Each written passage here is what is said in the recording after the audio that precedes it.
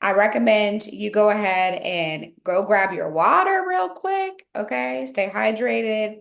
Exactly. Get some snacks if you need some snacks.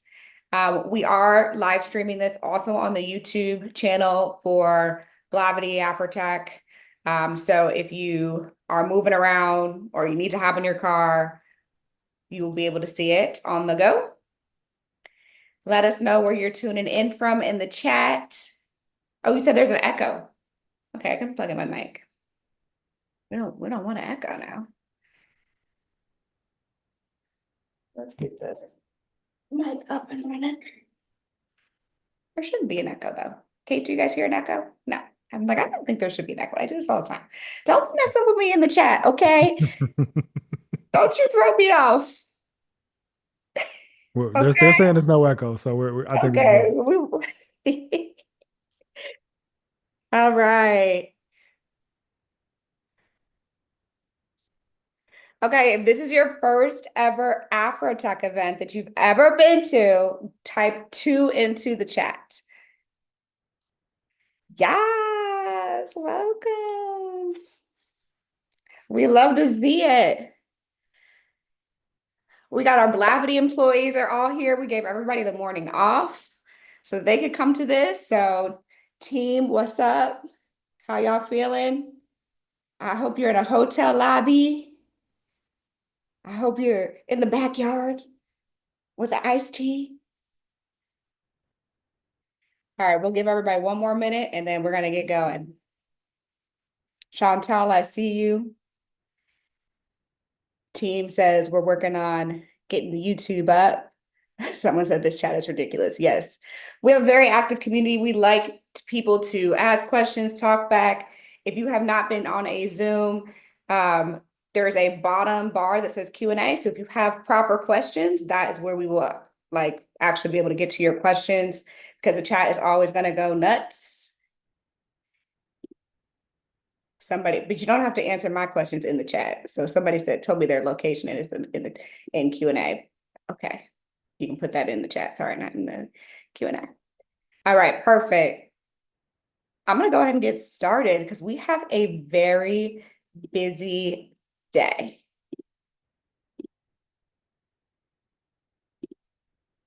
Team, I need access to be able to share my lovely screen. Okay, lots of questions about is this being recorded? This is being recorded. We will be offering the replay just for the weekend for anyone who is registered, so that for folks who have to, stop or multitask, since we have a lot of sessions today. So you'll have an option for a replay throughout the weekend, so you can catch up. I see Nashville in the building. I see DMV in the building. Fairfax, Virginia in the building. Durham, Wash U. Okay, go Bears. Nobody says that. Okay, St. Louis is coming in heavy. Y'all know I'm from St. Louis, so good to see you guys representing. We got Omaha. What are you doing in Omaha? I love it. Anyone global? Do we have anybody joining us from abroad? Yes. All right. Welcome, welcome, welcome, welcome, welcome. I'm so pumped you're here. I'm on my ball. If you don't know, I am very pregnant below the waist. So if you see me bouncing, that is why. I am Morgan DeBon. I have the privilege, the honor of being the CEO of Blavity Inc. and AFROTECH. Blavity has been in business for over 11 years. We are so old. We love what we do every single day. And we also own AFROTECH. AFROTECH has been in business for 9 years. Next year will be a decade. These are our brands. It's a media company and a community company. So we have Blavity House Party, which has Blavity Fest and events all over the country. Shadow and Act, Travel Noir, Home and Texture, 2190, of course, AfroTech, and also our publisher network, Blavity 360, where we work with other multicultural publishers and help them make money.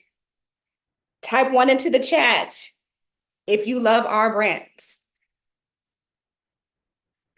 Okay, why are we here? Why have I been going nuts on social media? Everyone's like, girl, you were going hard on AI. here are some things that are very, very important for you to know. We did a survey of Afro-techies, which are already techie people.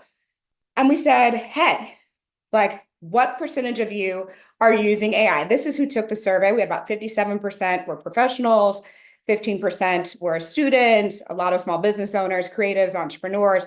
But this is kind of representative of the United States, particularly in the Black community as well. These were the tools that they were using. 96% were using ChatGPT on a regular basis. We love ChatGPT over here, okay?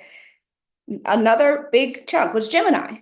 We use Google Workspace at Blavity, so we use a lot of Gemini, and they have stepped up their game a ton in the last 18 months. So we're happy about that.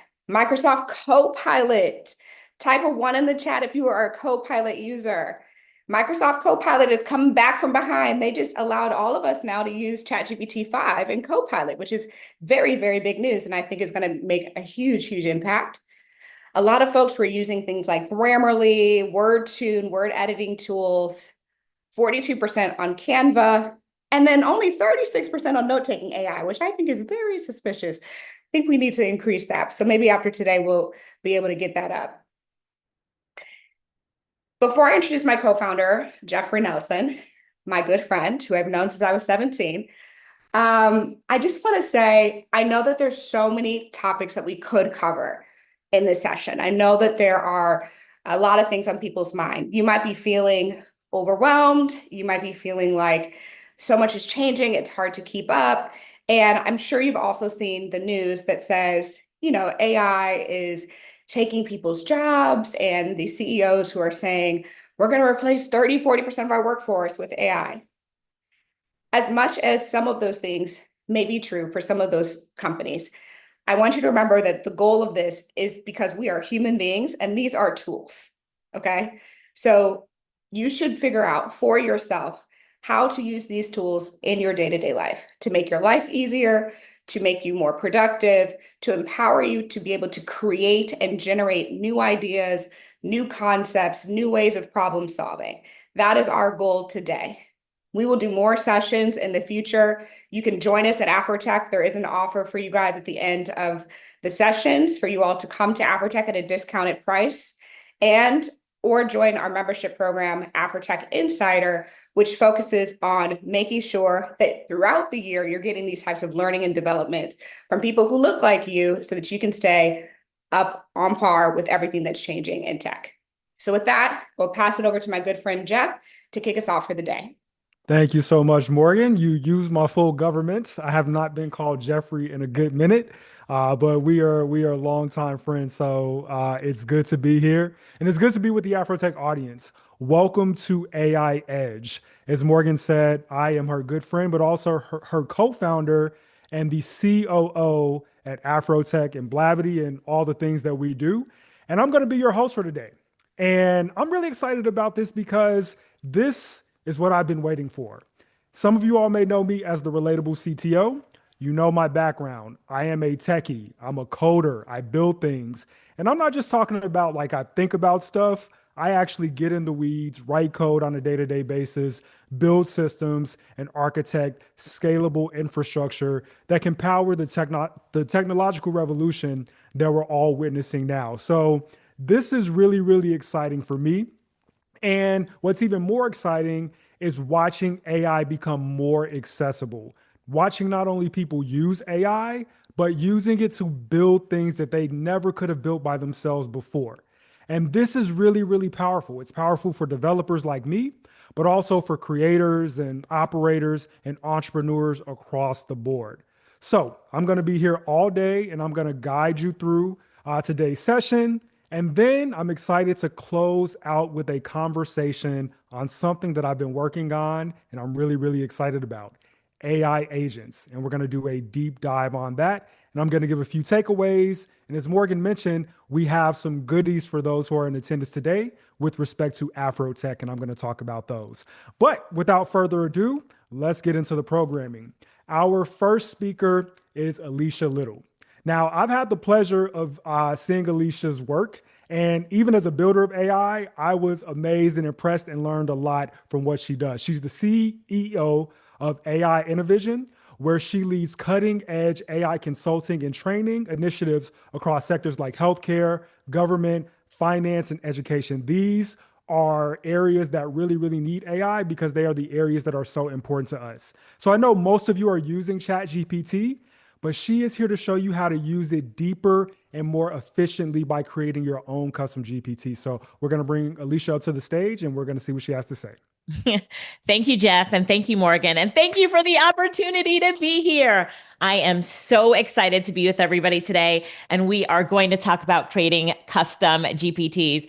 So if you're ready for this deep dive, and when I tell you by the end of the session, not only will you be able to create some amazing custom GPTs, and we can create them together, but you'll really understand how you can leverage them to just really build, grow, and scale everything that you do. So if you are ready, type ready, ready in the chat. I'm going to share my screen, jump right in, and let's get to building. Everybody ready? All right. Erica, Jennifer, Donna, Tara, good to see you. Denise, hello. How are you? Yes, I am so excited. And if you are not familiar with GPTs, we're building them with ChatGPT. So if you don't have a ChatGPT account, you do need one to build them. And I'm also going to show you, if you don't have a paid account, how you can get around that to still create a GPT sort of chatbot outside of having a paid ChatGPT account. So here we go, sharing my screen. Boom. Again, and thank you for the introduction, Jeff. I'm Alicia Lyttle, CEO and co-founder of AI Innovision, also the co-founder of the International Association of Artificial Intelligence Consultants, and we teach and train across many industries. So why am I teaching you how to level up with custom GPTs today? Well, because the workforce, your teams have forever changed. And I feel like Morgan said this really well. Like AI is here to enhance us. And I am going to show you how those team members that you wish you had on your team, you can create them. So let me just show you this image right here of my marketing department. So, in this organizational structure, this org structure of our marketing department, you should see my sister Lorette at the top. Do you see her at the top in green? If you do, say yes in the chat. Let me make sure that you do. You see her on the top. All right. Thank you. Perfect. Hey, Cassandra. Hey, Ben. So that's my sister Lorette at the top of the marketing department. Underneath her is Ava, who's been with us for 9 years. And we have some other team members here. And you can see we have a business coach, a product launch specialist, press release writer, copywriter, email marketer, graphic designer, feedback coach, marketing assistant. We even have a translator for when we do things in different languages. So tell me with a yes or no, does this look like a pretty good org structure for a training company? We're an AI training company and we create courses and content. Everybody says yes. Yes. Now, here's what I want you to pay attention to with this org chart here that you see. Those in green are humans, like flesh and blood humans. The rest of the team members are AI staff members, right? So, yes, Tony, only 3 humans. Christine said, I knew it.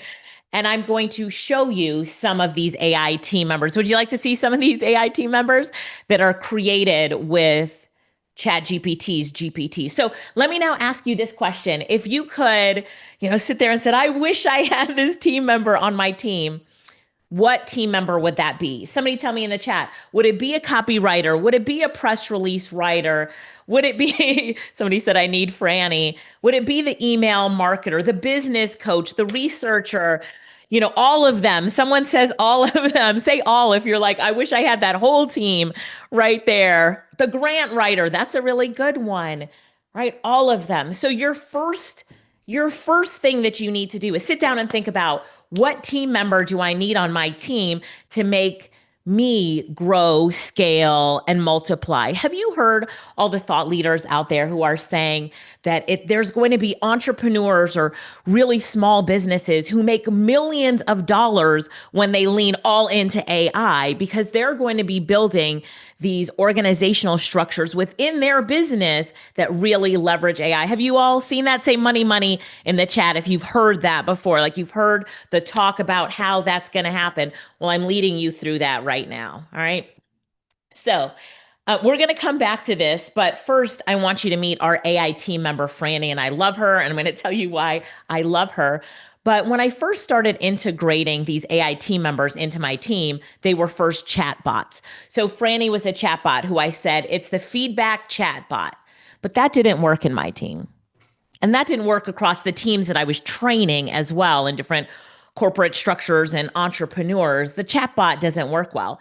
So I was like, what if I integrate them by giving them a persona? They have a name, they have a photo, they have a resume, they have a job description. So now in a team meeting, when someone says, Alicia, your presentation is done for this event, instead of saying, give it to me to review first, I say, did you pass it to Franny? And they're like, yes, I passed it to Franny. She gave me an A plus after the final review. And then I can say, okay, it's now time for me to look at it because I know it's gone through her first. So do you see how that integration is better than me saying, did you put it through the feedback chatbot? So that worked for my team. And I just want you to take a picture of the screen right here. This might work for you as well. Tasha says, I love it. Do you love that as well? If you love it, say you love it or show me an emoji to show that you love it. But this is how integration is easier into a team. Then it worked. This is how it's then worked across industries and companies and entrepreneurs who have integrated it. So everyone say hi to Franny. Say hi to Franny. And yeah, humanizing the experience, personalize it. But doesn't it also make it more fun? Doesn't it also make it more relatable? So we are in a time now that's called the AI revolution. Somebody type the AI revolution in the chat so everybody sees it. This is the time that we're in right now. And we need to think about how to seamlessly integrate AI into our businesses. Let me give you a use case example of Franny, and then I will pass Franny on to you as well if you'd like to have Franny on your team. I will let you adopt her onto your team as well. So Franny is our feedback coach, and I run a summit, and our students that come onto the summit as speakers, they used to give me their presentations to review, and I'd have to review all of these presentations. And as I did some calculations on the presentations, it would be like 66 hours of my time, which is like 2.75 days if I was working nonstop 24 hours a day, to give feedback to these presenters before they presented. So then I started giving everybody the mission, like, before you give it to me, you have to give it to Franny, because my hourly rate as an AI consultant is $3,500 an hour. So I calculated, okay, if I spent 66 hours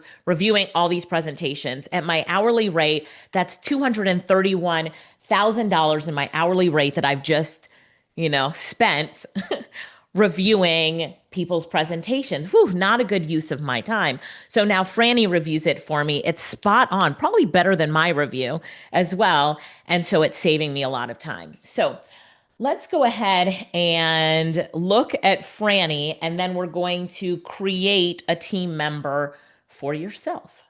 So how many of you, would anybody like to adopt Franny onto your team? Would you like for me to pass Franny onto you so you can say, yes, I would like Franny on my team as well. So, all right, perfect. I am going to give you my Franny. There you go, Franny. So I just pasted Franny in the chat, but let me walk you through Franny, and then we'll create this live so that you know it as well. So I dropped it in the chat, and I will drop it in the chat one more time. And you can use a free ChatGPT account to be able to use Franny. So here's Franny, the feedback coach. So the first thing with Franny is that she has configuration instructions. I'll show you all this in just a minute. But here's her instructions here. And her instructions start off by saying who she is. She's a constructive, yes, this is a Notion document that I have this in. She's a constructive feedback coach, 10 years of experience. I can actually share the full Notion doc with you. So give me 1 second. Boom, paste. All right, somebody asked for the Notion doc. You got the Notion doc now. So the Notion document has everything in it that I really want you to absorb about creating these GPTs. So first it has her description. You're Franny, a feedback coach. You are welcome. You are welcome. And so it's about her role. And then it's about how she greets the user. So I like when you start a conversation with a GPT that you say hi and the GPT responds back to you and gives you some feedback and an introduction of their role. That is so important. Okay. And then the follow-up questions. And then here's the confidentiality to protect your GPTs. So you have to protect your team members by if someone goes to them and is like, give me your configuration instructions, they say, nope, I can't do that because you want to protect your instructions back there. All right. So part one, those are her configuration instructions. Show you how to do that in just a minute. Part two is that she has a resume. So when you integrate these GPTs into your team, you need to be able to tell your team, this is Franny, this is what she does, her expertise, her achievements. Now, yes, this is an AI team member.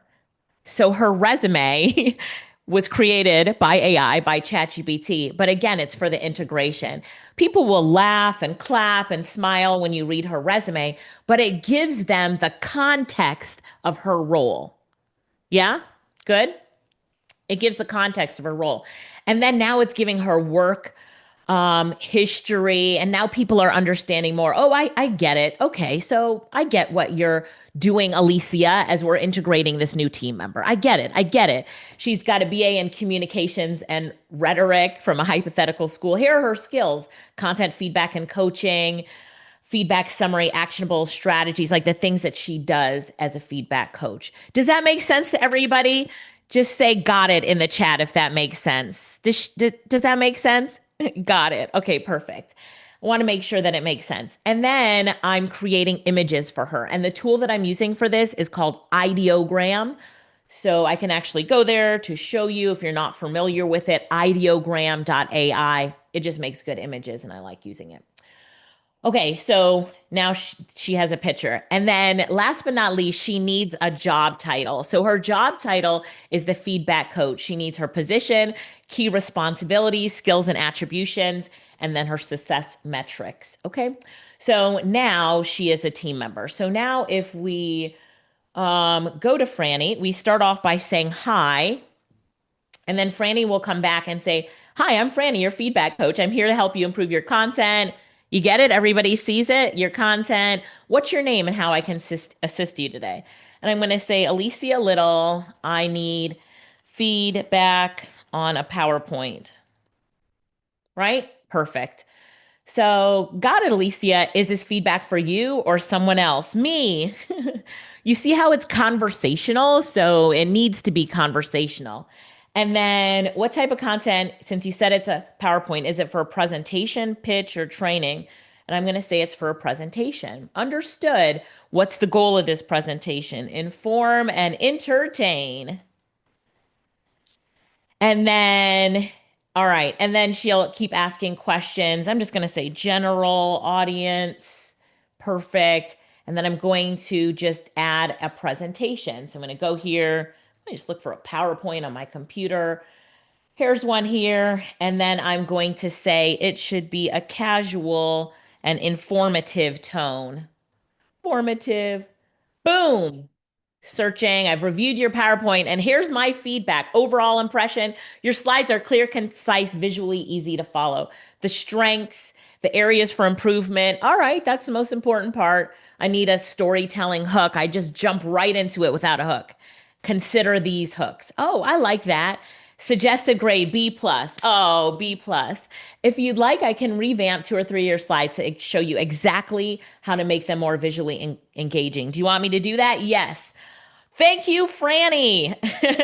So do you see how Franny is so efficient? Someone said. So do you see how this can be really helpful on a team or even in your business? So now you start to think about, and if we go back to the team member, let me go back to the team member. you now start to think, wow, Franny is going to be valuable on my team, for my team members and for myself. Everything I put out there, I put into Franny first. See it? Everybody good? Thank you. Thank you. I'm glad that you like it. Okay. So now we go back to Franny and so let's create a GPT. And I want you to think about your business today. So imagine something that you could hand off that's a repetitive task, or something that has a measurable impact. Remember, I showed you the measurable impact of Franny in time and money, right? So if you can't write emails, or it takes you too long to write emails. So for us, we'll pick Patty. She's our email marketing team member. So ask yourself, what tasks take up most of your time, or your team member's time, or what team member do you wish you had? And what if an agent could handle that instead? So are we ready to go to Chat GPT and create a GPT? Give me a ready in the chat if you're ready. So let's go and create one. All right. So you need to go to chatgpt.com/GPTs. I just need to hit the hype button for a minute, because this is about to be so much fun. It is fun to do this. Transformative, yes. Game changing, yes, but also fun. Okay. So you go to chatgpt.com/GPTs, and then you're going to click on the create button. Now, there's two ways that you can create a GPT, and GPT-5 just launched yesterday. So that's the newest version of ChatGPT. So it's been pretty fast to create a GPT. Two ways you can do it. Number one is you can click on the create button, and it says, what would you like to make? And you could say a press release writer.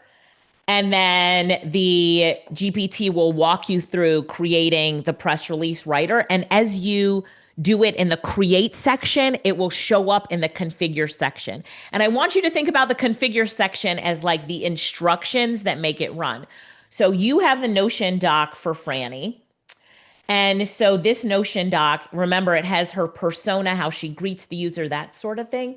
So you could walk that step by step here. So it's like, to get started, tell me a bit more about the kind of press releases you want to write.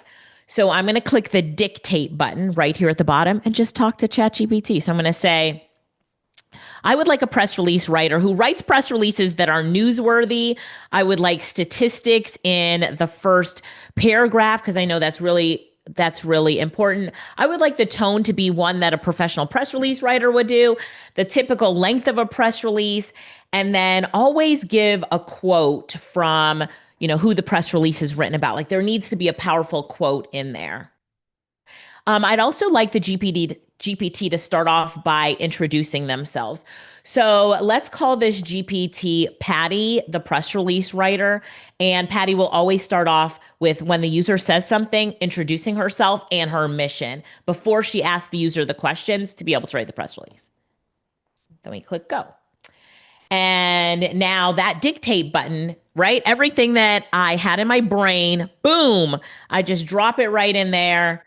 And well, I had this error before. Okay, here we go. Sometimes it gives you an error. Today with Model 5, it was working before. But let me go and show you one other way to do it. And I'm sure that will be fixed later today with ChatGPT. I'm going to give you a prompt here we go.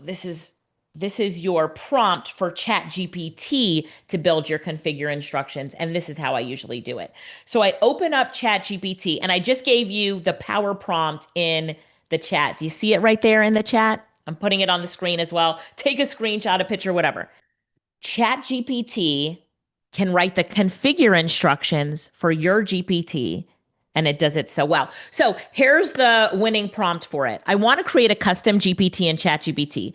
Can you write the configure instructions for me? Please tell me exactly what information you need from me so you can build this GPT's personality, style, and capabilities. And we press go.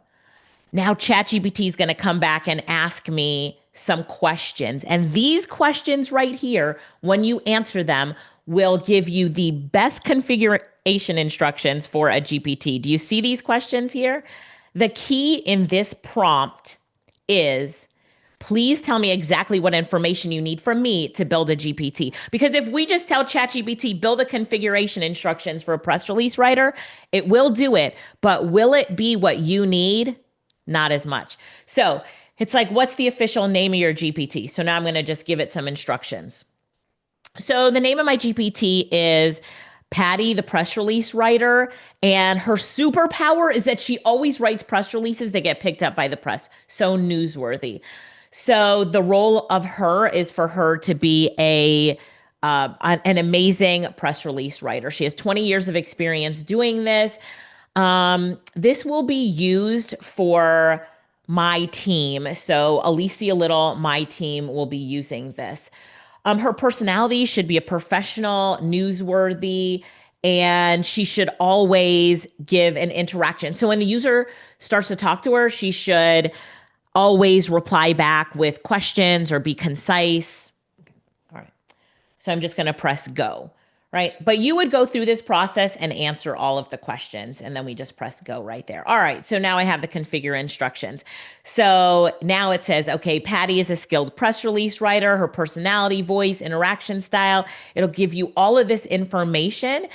And then you could say, all right, give me the final configuration instructions to copy and paste into ChatGPT's GPT. So I'm going to say, okay, okay, this actually, it gave me the final configuration instructions here. So now I would copy and paste this. I'm going to review it first.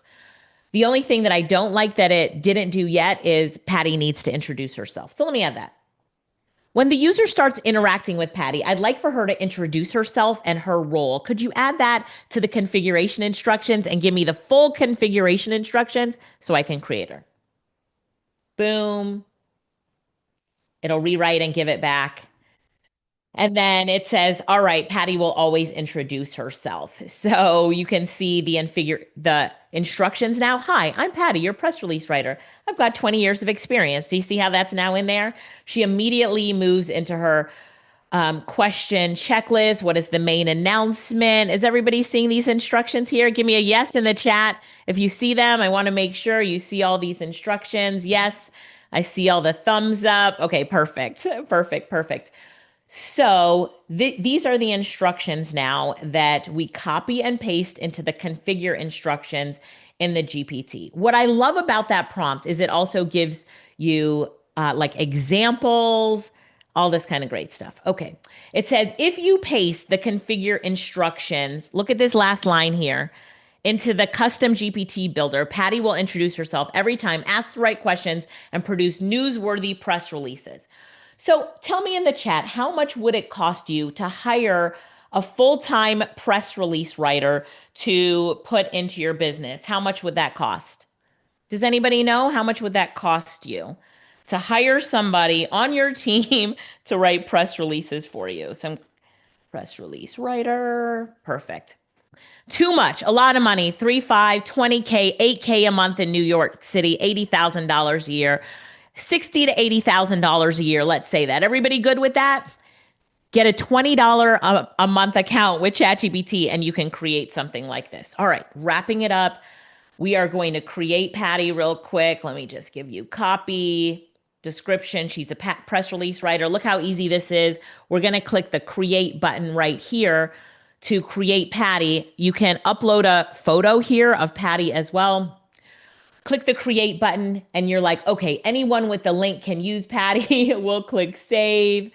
I'm going to pull up her link really quickly, going back here, view GPT. Patty is ready to go. Copy link to, I'm going to say, hi, Patty. Hi, I'm your press release writer. I've got 20 years of experience in crafting press releases. What's the main announcement? All this kind of stuff. All right.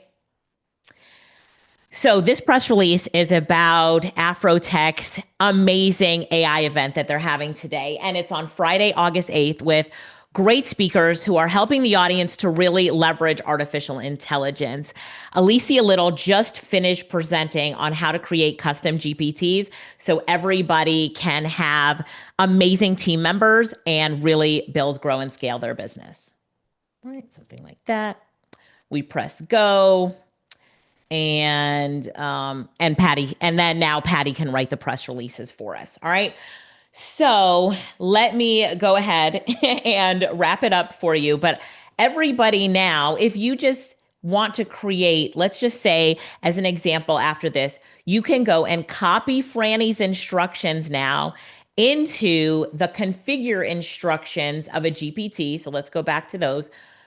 Copy and paste it into the configure instructions right here into a GPT, paste it right here, and Franny could be up and running for you in just minutes. So now you have created your own custom GPT, and then you start to do other team members. Here's Cody, our copywriter, and you continue to build out your team.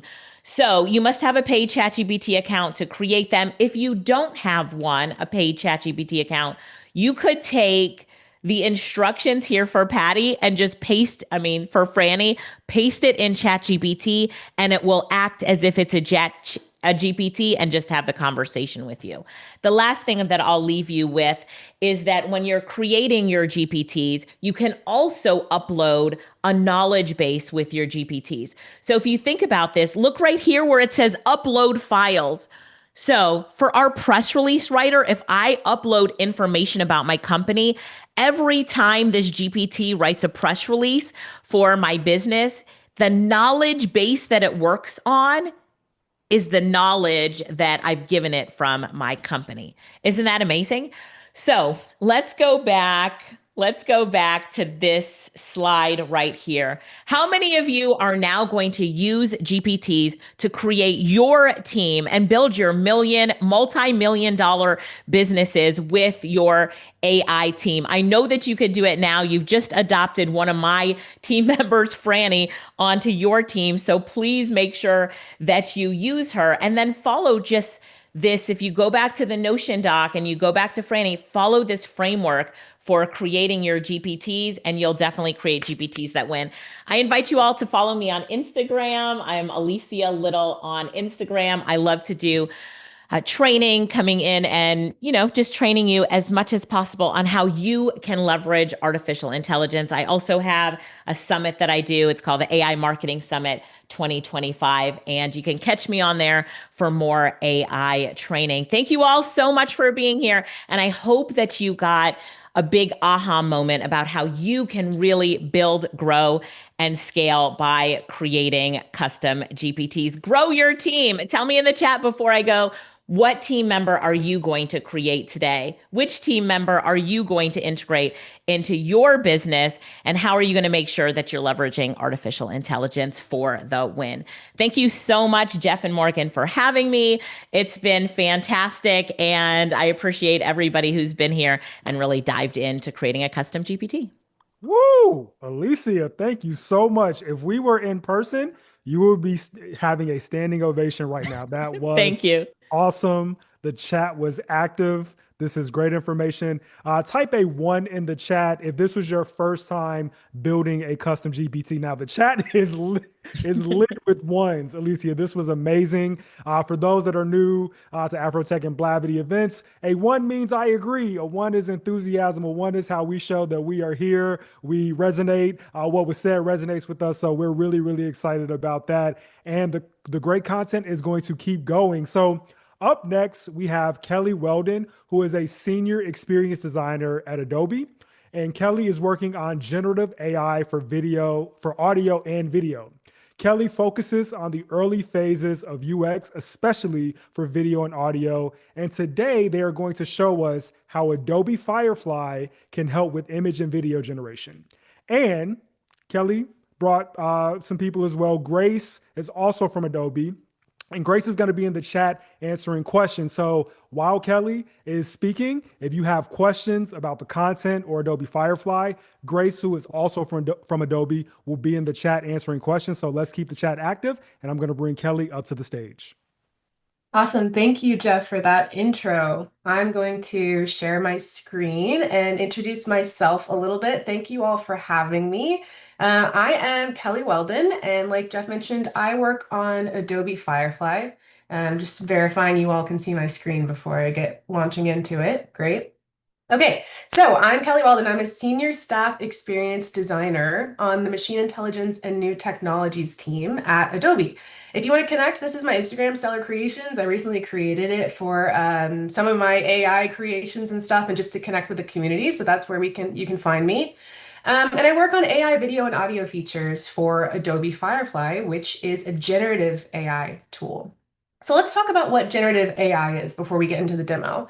So generative AI is a type of artificial intelligence that is designed to produce new content. So that could be ideas, data, or media. So specifically for Firefly, that's about generating images, audio, video, vector, even some 3D stuff.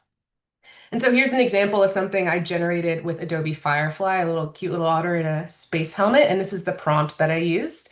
So how does it work? It uses large data sets and advanced algorithms based on machine learning techniques like deep learning to learn patterns and structures. So here's a super simple example of how it works. Adobe Firefly is trained on Adobe Stock.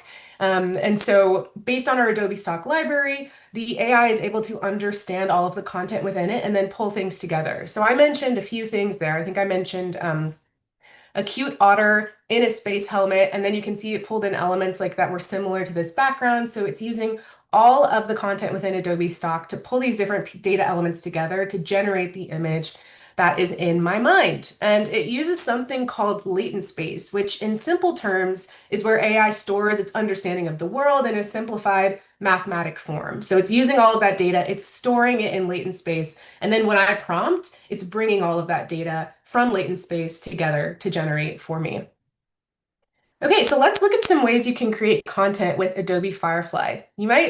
I'm going to move a little bit quickly since we only have half an hour, but if you want to go back and learn more about any of this content, you can check out the Adobe Max London recording from this spring, where we talked about a lot of this stuff. So this is firefly.adobe.com. If you have a Creative Cloud account, you should have some generative credits to be able to use Firefly. If not, you can explore the different plans. And the Pro plan and up, you can generate video. For standard, I think it's mostly video, audio, and images. But this is the Firefly site, which is where you can jump into all of these different experiences. So you can see all of the different media types that you can generate here. If you look in image, we've got text to image where you can generate images. The famous generative fill, this also exists in Photoshop, and this is where you can use a brush to remove objects or insert them or edit your images with AI. And some other fun stuff like scene to image, which is a super simple 3D tool, which you can use as a structure to create imagery. But let's dive into some of our base experiences, and then we'll expand upon that, and I'll show you how you can use generative AI for ideation and even possibly creating final assets. So if you were to click text to image here on the Firefly site, this is where you can generate high quality images. Now we got a bunch of settings for you on the left side to make this a little bit easier so you don't just have to rely on text prompting. So over here in the panel, you've got a model picker. So what's awesome about Adobe Firefly is this is a centralized place to use lots of different generative models. So you can have one account where all of your credits go toward using all of these models. So you can see Firefly models here. Now Firefly models are, like I mentioned, are commercially safe. They're only trained on Adobe stock content and content where we have permission. So we don't train on the entire internet, so you can use that in commercial work. But we also have partner models that is a different data set. So you can use things like Google Imagine, GPT Image, Flux, and Runway. And there are many other models to come. But within Firefly, one of the benefits is that there are lots of different settings that we expose, like I said, to make prompting easier for you. So you can choose from things like aspect ratio. So let's go, I'm actually going to go landscape. Content type, I'm going to do something artistic. Visual intensity, the higher this is, the more kind of fantastical, fun, and creative the work is, the generation is. If you slide this lower, it'll be a little bit more normal, like photorealistic. We have things like composition reference if you wanted your image to have a specific structure, style reference if you want it to look a certain way, and then we also have a bunch of fun style effects you can try out. So you don't need to remember what a specific art movement was or art style. You can explore these visuals and just select them if you'd like to use them. So let's get into some examples here. I'm going to start with a simple text prompt, and I'm going to be generating this jaguar. So I'm going to generate a jaguar made of a million tiny reflective pieces of clear broken glass. jumping through the air. So I just typed my prompt here and I clicked generate. So let's wait for this to come through. This is Firefly image 4. So this is the most recent image model from Firefly. And if you look in this dropdown, we'll give you a quick summary of what each model is good for. And I think it's fun to test out different ones just to figure out what's best for your use case. So you can see my Jaguar kind of came to life here, but what if I wanted to get way more specific about this? For example, what if I wanted a specific style? So let's try a few of these. Let's go for like vaporwave, synthwave, psychedelic. So I'm just adding these styles. You can see them appear in the prompt bar here and clicking generate. And I can even change my view here if I want the images to be more of the focus in the UI. So let's see what this comes up with here. Okay, so that really nicely reflects the style that I just chose. And you could even upload your own custom styles. So let me clear all of these. And I'm gonna try, let's see. Okay, I've been working on a fun little animated film idea. So I've been trying to generate my main character. So I'm gonna generate a little brown girl with curly brown hair standing in a plant store. She's supposed to be similar to me when I was a kid. And I'm gonna upload a specific style. So I want this movie to be a fun kids 3D animated movie. So I actually really like this style that I generated with Firefly text to image in the past. So under style reference, I'm just going to upload that. Got this Chrome bug today for some reason. I have to click that a million times. Okay, so I've got my prompt, my style reference, and I'm going to just dial this up so that it really adheres to that style and click generate. Now, again, I'm using Firefly Image 4, but I could test out any of these other models to see if I get a better result. I like to use Firefly for this specific stuff because it can get really close to my style, whereas these other models do not have the same settings. So you can see I've got this cute 3D animated character that I can now start to riff on, and I can also see all of my image history here. So this is text to image, but it's not just text, right? It's all of these things like composition reference, style effects, and other advanced settings. If you scroll all the way down, you can even select things like color and tone, lighting, and camera angle. So that's text to image. It comes with most Creative Cloud accounts. And you can always check your generative credits here in your profile icon to see how much you have left to generate with. Okay, and I see I'm signed into my corporate account, so I might have to switch accounts at some point so that I don't run out of credits, which is funny. Okay, so let's keep moving. There's also generating video. So if you're on the home page and flip to the video tab, you can see things like text to video and image to video. We have some other fun tools here too that you can explore, like being able to upload a video of yourself and translate it to another language. That's one of my personal favorites.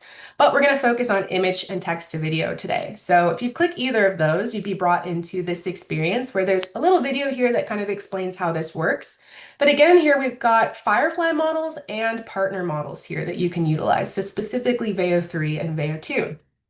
Again, here, if you use the Firefly model, you get a lot more settings and options than you would with our partner models. So let's just test out something super simple. So I'm going to generate a cinematic aerial drone shot gliding over Lake Michigan. I live in Detroit, so I love Lake Michigan.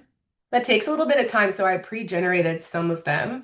But you can see it really adheres to my prompt. It's very cinematic. I think I had selected zoom in maybe, so you can see that camera motion happening. So it's really cool because I have all of these options down here, like camera motion, and I can even see a preview of those things.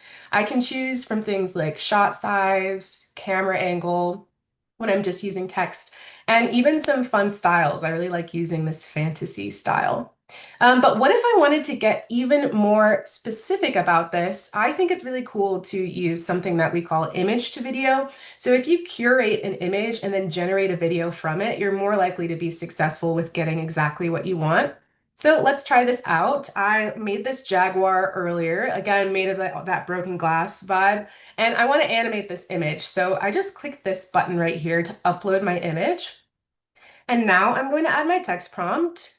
You can see my video came through here too that I was just generating. So I get different versions of it every time. It's a bit random. Okay, so now I've got my first frame. So that's how my video is going to start. And I described what I want to see. I could choose from camera motion as well, but again, let's just click generate and see what we get. And again, that takes a little bit of time. So I pre-generated for you. You can see the same image, same prompt here. I think I used Veo 2, yep, for this one. And you can see that Jaguar click quickly running through the frame. So it's just a really fun way to quickly visualize a concept. This is great for alignment for creative teams. So if you're trying to explain a concept, a visual concept, a certain type of camera movement, an idea, this is a really quick way to get that in higher fidelity. But you could go low fidelity as well. You can do whatever you like. And one of my new favorite features on Firefly's Generate Video is something called composition reference. So this is where you can take a video and basically stylize it in a brand new way. So let me show you an example here. I'm going to click upload, and I've got this video of this woolly mammoth walking toward the screen. So I can upload that and then just describe what I want to see. So one way that this generative AI is different from something like ChatGPT is I describe what I want to see instead of giving the model instructions. So I might say a large elephant walking through the dry savanna in the middle of a hot day. Okay, and let's click generate. I have to wait for this one to finish actually, because it takes, you can only generate one at a time in this experience. But again, I'll click generate. I've got that composition reference. So what this should do is take the prompt that I described and then use the same structure as the video that I uploaded. So let's take a look here. I generated this earlier. This is pretty much the same exact camera movement as the video that I uploaded. Let me see if I can bring that over and show you that video again, just so it's obvious. Oh, here we go. Okay, so this was the video that I uploaded. You can see he's kind of toward the right side of the screen and then moves toward the middle with his big tusks. And this elephant does the same thing with those huge tusks. So again, this is a way to like stylize, restylize a video that you already had. Use that same structure and composition that you like, but get something brand new.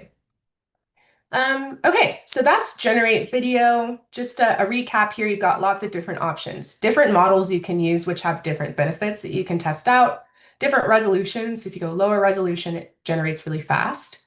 A few different aspect ratios here, composition reference, camera motion. You can even do a camera motion reference. So if you took a video with your iPhone and you wanted the motion to move a specific way, you could upload that as a reference here.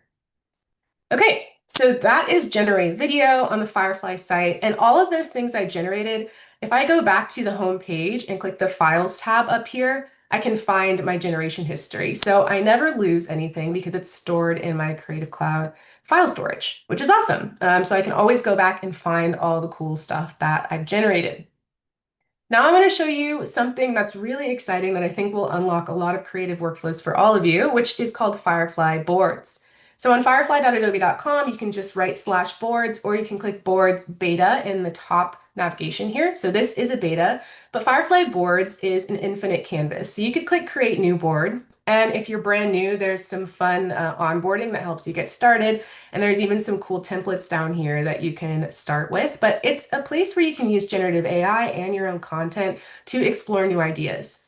So I've got a board open here, and you can see how this is an infinite canvas. I've been exploring a bunch of concepts in here, and I can even add people to my board to collaborate with. So my coworker Grace, who's here helping us answer questions, I could add her here and we could collaborate together. But you can see some of the concepts that I've already started generating, like a fun cactus themed perfume bottle. And I want to show you some of my favorite features within Firefly boards that I think really make it really dynamic.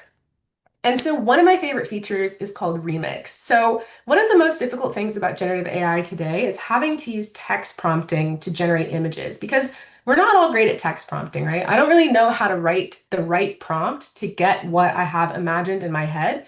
So Remix is really cool because let's say I really like these two images, but I don't know how I would prompt to bring them together in an interesting way. Well, I can just grab the two of them and then I get this context menu where I can click Remix. I can drop them on my board here, and pro tip, if you use the arrow keys, you can change the orientation of how they're going to end up on the board. So let me just drop those. And what it's going to do is load up descriptions of these two images and then basically remix or blend them together so that I can get a brand new concept for those two images. And it doesn't just have to be two. I could even do 3 images. So let's do this at the same time. Okay, so you can see how it brought elements of both images into the results. So that's a super fun way to just start exploring new concepts. This is pretty funny. Okay, let's hope I don't have to switch accounts before. I don't want to run out of credits, but that is the remix feature. And you can see here again, 3 images. It brought them all together to show me some brand new concepts. Okay, so that's Remix. Let me show you one other tool that I think is super dynamic in boards. And again, I love the flexibility of this generative canvas. I can just keep exploring, moving things around. I can use artboards. I can even arrange these really quickly. So we've got some cool features here where I can immediately arrange this into an artboard to share with my team. So I could put an artboard behind that. Look how quick that was. In like 2 clicks, I arranged those images, and that just shows up in the context menu when I multi-select. And I can export this and share it with the team to show them those concepts. So let's also show you the eyedropper tool. So let's say I really liked specific elements of these images, but again, I don't know how to text prompt them. So what I'm going to do is use the eyedropper tool. If you click the prompt bar down here, it expands, first of all. So you can, again, generate image, video inside of boards. So you don't have to go to those individual experiences on the Firefly site. That's kind of the simplified version. But if you wanted to generate image and video in the same place and have this really expansive creativity, you could do that within boards. Now this is where I find the eyedropper tool and I can sample from my canvas. So let's try this out. I'm going to click eyedropper and then click on this image, and it's extracting subprompts for me. So the first thing I can do is use this as an image reference. So if I wanted to use that style of the image, but see how it also pulls out what we call subprompts? So these are basically descriptors of that image. So it found sand dunes, warm tones, soft lighting, surreal style. So I can grab as many of those elements as I want if I'm inspired by this image and I want to generate something new. So maybe I want to see a floating stone head in the dry desert wearing a fuzzy blue wig. Oh, I got my text replacements in there. You can see I'm excited about fuzzy wigs today. Fuzzy blue wig. Okay. And then again, I have a bunch of different options here. So aspect ratio, image or style references. I'm going to do image actually. And I'll click generate there. And what's great about boards is, unlike in the generate video experience that I just showed you, I can queue up a bunch of different generations. Okay, so look at how quick that was. I said I wanted a floating head in the desert with a fuzzy blue wig, and I took some elements from that image to get that style. And it looks pretty interesting, pretty strange, if you ask me. But let me show you just one more time how to use that eyedropper tool. And again, I know I'm moving quickly, so if you look up Adobe Max London 2025, you can see another demo of this. I'll use the eyedropper tool, click this image, and I can see some subprompts here.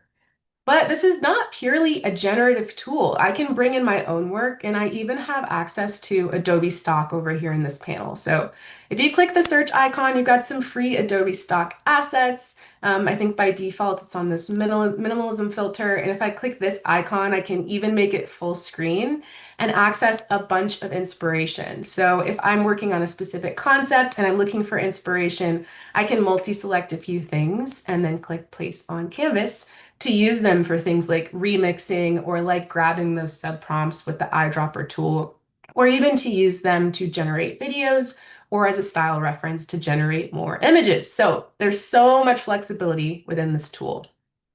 And like I mentioned, you can also do image to video here. So something I didn't show you in image to video in the generate video experience before is you can also, if you want to generate a video with Firefly, you can designate a first frame and a last frame. So that basically means the first image that I use is going to be how the video starts, and the last frame will be how the video ends. So I've got my 2 images here, my beginning and my ending.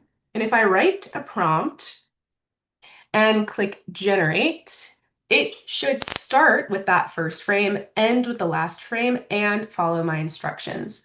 I mentioned to you guys that that takes a while, so let me open up my generative history, which yes, I can access within boards as well, just by clicking this little history icon in the right side toolbar, because I was generating earlier. And let me pull that in. So look at that, it followed my directions. It started with the feet, it panned up, and it revealed that woolly mammoth. And you can see it ended with exactly the image I told it to, and started with exactly the image I told it to. So again, that just gives you so much creative control over what you are generating. And so you can really bring your vision to life. You can test things out. You can generate again and again to test out different camera motion, different visual styles, and just expand upon creative concepts super quickly. So far I've showed you remixing, which is taking a few images and blending them together. I've showed you the eyedropper tool, which you can use to pull out subprompts and attributes of images. I've showed you image to video, where you can specifically curate the kind of video that you want to generate using image or text. And now I want to show you something called composition reference. So another thing that I like about boards is that I can use artboards to create a composition and then generate something specific. So you can create an artboard similar to tools like Adobe Illustrator, just like that. And then you can start to curate it. So for example, let me open up my stock here and see if there's any inspiration. Okay, let's say I go ocean background. Let's see if it lets me pull that in. Okay, maybe I am out of credits. So I'll just use this composition I already made. So I'll just show you that it's moving around, right? I've got this disco ball. I've got this cactus down here, this perfume bottle. So let's say I'm working on a concept for a perfume ad, and I want to use this as my composition reference. That's how I want the image to look, but I want this style. So I'm going to open up my prompt bar and go to image. And then I can use this little thing called composition reference. So I just click the image there and then say, I want to use this artboard as my composition. And you can see it loads up there. And then I want to use this image as my style. So now I'll describe what I want to see.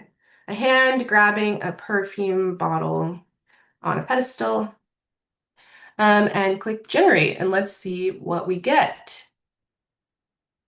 Or hopefully, before I don't run out of credits. Okay, I've got 200 credits left. I think we can make this work. Okay, so that's generating. I did generate this a little bit earlier so you could see. Okay, here we go.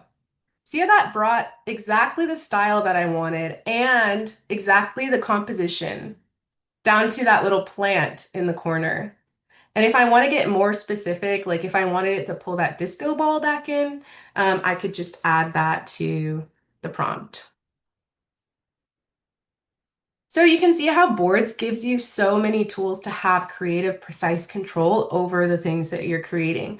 So this is a great way to explore lots and lots of visual concepts, collaborate with your teammates, and really expand your creativity because you can generate imagery faster than ever before. So look at this, I've got so many different concepts. I could simply add my team to this board, or I could curate this into a couple of artboards, export that, and then share it with them.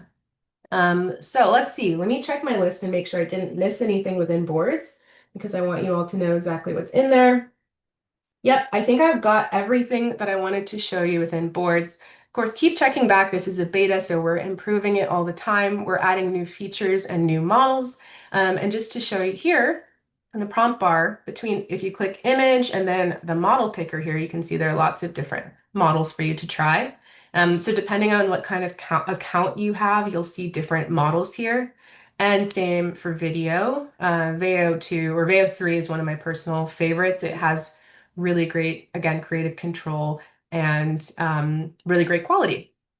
So that is Firefly boards. Would love to hear your feedback on that, and hopefully you enjoy using that to explore some new creative concepts.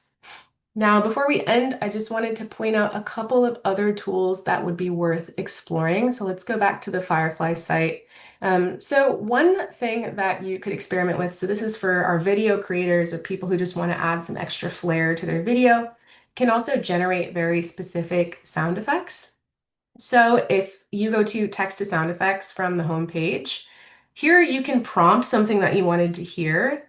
This is where you would use kind of short words. You'll get better results that way. And there are instructions here for you as well.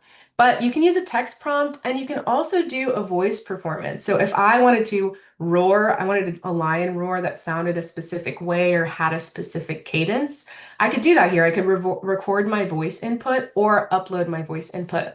I can also upload a video here if I wanted. Oops, let me click this button. If I wanted to generate sound effects to a specific video. Oh, okay, I'm getting a strange error there. But yes, generate sound effects. That is super fun to use for video creation. I briefly mentioned translation. So this is super cool. You can upload a video of yourself and then translate it into different languages. I'm not sure if I'm sound sharing, so maybe I'll just send this in the chat and you can see a little preview of all of the different languages. Okay, so again, that is translate, and there's an option to lip sync as well. So if you look at these previews, am I still sharing? Yes. If you look at these previews, you'll see that his lips actually sync to the other languages. So it's pretty compelling, but you can turn that off if you don't want to use that. And so this is great for capturing new audiences. So let's say you have a YouTube channel and you realize a lot of your audience is coming from a specific country like Spain or France or Germany. You can start posting content in their languages to really capture new audiences. So again, we've got image, we've got video, we've got audio. You can also generate vectors, which is super fun, vector art. And then one of my other favorites is scene to image here. I know we have a bug today that we're working on, so I would try to use this. If you want to try to use scene to image, use that next week. But let's see if I can get this to open here, because I want to show you how cool this is. Oh, no. Let's try now. Lots of these are beta experiences. Okay, so if you go to projectneo.adobe.com, number one, it's a tool to do really, really simple 3D object creation, but you can also create that simple 3D object and then generate an image from it. Okay, there goes my bug again. So I would show you this, but like I said, we have a bug this week, check back next week. You can create super simple 3D objects and then generate an image from that. So that's, again, if you wanted that specific, precise control over the structure of an image. Project Neo is going to give you that. So I know that was a lot. That was Adobe Firefly. There's a lot you can create within here. If you take anything away from this demo, I would say experiment with boards. It's a really great way to create new concepts and really get some like fresh, unique visuals out there. Okay, I think that's everything. Thank you. Wow, Kelly, thank you so much. I am ready to dive into Firefly right now. I got this movie idea in my mind and I'm ready. I'm ready to make it. There's nothing stopping me now. So that was awesome. So again, you would be getting a round of applause, a standing ovation from everyone. I see the reactions in the Zoom right now. So thank you so much. Just a couple of housekeeping notes for everybody. Questions Q&A. Please make sure to use the Zoom Q&A feature to ask your questions.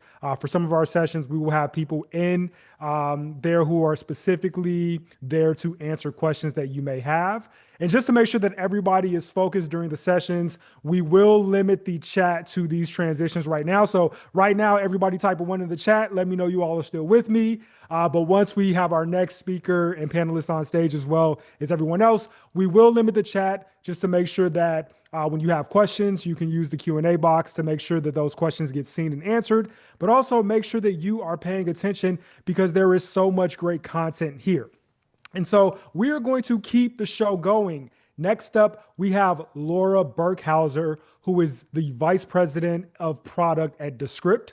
She'll be showing us how Descript is helping marketers and creators turn podcasts and video content into polished, shareable clips. And she'll also introduce one of their newest agentic features called Underlord. Now, with a name like that, I am excited to see what this is. And so if you have questions, joining Laura today is Vanessa Schneider, their head of marketing, who will be answering questions that are submitted into the Q&A box live. So feel free to drop them there. Now I'm going to bring Laura up to the stage and we're going to hear what's exciting about this. Hey everyone, really excited to present Descript and Underlord. I know you're seeing a lot of like really amazing video AI technology. And so like some of you may be wondering like, okay, like what's good for what? Like, do I need all of these tools? Do I need just some of them? And I'll say like, definitely try all of them. Descript has a free trial. I think that we work really well for people that do a lot of talking head videos, whether you do them in like vertical or horizontal format and sort of script driven videos. So when the kind of stuff that you're creating involves like a transcript and really like starts with the idea of a script, Descript is often like the easiest way to break into editing video, especially if you're like not very experienced with video editing. Although we are quite powerful. So as you grow and become an amazing video editor and are really confident in your skills, you'll find out that we have like 1,000 hidden features if you want to go in and like move keyframes yourself. But you don't need to think about keyframes when you get started with Descript because editing videos is as easy as editing a doc. Let me show you what I mean. So this is Descript. This is an empty video project here, and I'm going to start by just bringing in my file of my most recent video. And you can see it's just me talking into my webcam. I like YouTube content, so I'm more of a horizontal gal, but of course, then I need to repurpose all of that content for TikTok and Instagram. I'll show you how to do that later, but I usually start with like a horizontal video, and I have my script over here. You can see it's been transcribed. You have my video over here. So in the limit, when general intelligence of foundational models is good enough, you can see that as the video plays, it kind of takes me through my script. And one of the things that's really exciting about this is that as I edit my transcript, just like I'd edit a doc, my video gets edited too. So I think I get started kind of slow here, and I actually want to just cut this first sentence. I delete the sentence. I think everyone who's building them is and I've also edited the video. So I never need to get into this timeline view, which we have, and sort of like try to find, oh, when am I saying these things? No, that's hard. So I'm just going to edit this like a doc. But now I start by saying, I think everyone who's building them, and what I'm talking about is AI products. So I'm going to actually just regenerate this and say like what I want to be saying here isn't them, but AI products. And I'm going to regenerate the video too. And now it's going to create new audio using my voice that will say AI products instead of them. And it'll create new video that makes it look like my lips are saying AI products instead of them. So you never need to like reshoot your entire video because you said something wrong. And that's really helpful. Okay, the other thing that you'll probably notice, when I first got into video editing, I didn't realize how important good audio was. You only start to notice how important like audio is once you listen to a creator who hasn't figured it out and you're just like very distracted by the buzzy audio. My audio is actually really buzzy here. On the one hand, you have actually, maybe I've already fixed it. Let me see, because it doesn't sound as horrible as it was sounding. Yeah, so like this is how it sounded first. On the one hand, you have frontier explorers, the people who are using Cursor or Claude Code, even if they don't have technical background. But I have like a air purifier. I live in California. It's important to always be purifying your air. And so it's always running in the background. You can actually kind of hear it.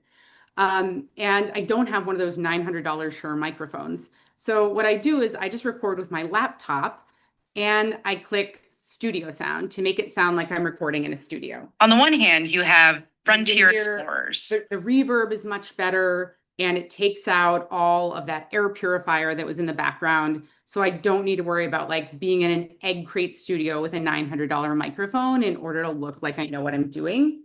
The other thing is like, you can tell I'm a bit of a noob because like I still need to read off of a script instead of like what I think a lot of YouTubers do, which is like read a little paragraph and then like look into the microphone so they can make really compelling eye contact. I still read, and you can tell. On the one hand, you have frontier explorers. I'm not the people who are using Cursor at the camera.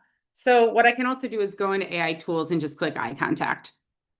And it will automatically make it look like my eyes are. On the one hand, you have frontier explorers, the people who are using cursor you deeply into the eyes while I make my video. So those are some of the really nice first step. Oh, let's look at how did this turn out? Building AI products is simultaneous. Yep. So you can see building AI products instead of building them. Okay, so I went through transcription, edit like a doc, eye contact, studio sound, captions, right? I'm sure like this is true in all of the video things that you use, but yes, we have captions too, and they're super easy. We've already created the transcription. So you can just add your captions to your doc. They're there. You can do things with waveforms. You can go in and like make this exactly like the color combination that you want. Or one of the ways I like to use Underlord is I hate really complicated UI like that. So I can just say like, make my captions purple and like romantic looking. I don't know the names of fonts, and it'll go through and change those up. By the way, you've now been introduced to Underlord here. Underlord is your friendly AI co-editor, where when you don't know what you want to do or how to do it in Descript, you can just kind of like delegate that to Underlord and be like, hey, I don't really know how to fix these captions. Like, could you just do it? Could you just do it? You can also ask Underlord to tell you how to do it if you want to like teach a man to fish. But you can ask Underlord to do it as well. Okay, but while it's thinking about that, I want to show you guys layouts. Oh, did it do it or not? Ugh, okay. Demo. But I want to show you guys some layouts. So what layouts do is they allow you to change the visuals because like, as you can see, if we are working here, it just like gets pretty boring. This is a 6-minute and 30-second video.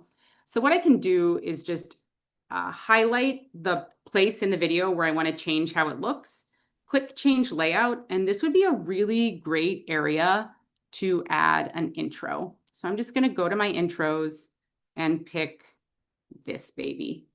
And that will show me, that now creates this. I think everyone who's building AI products is simultaneously trying to build for two kinds of customers.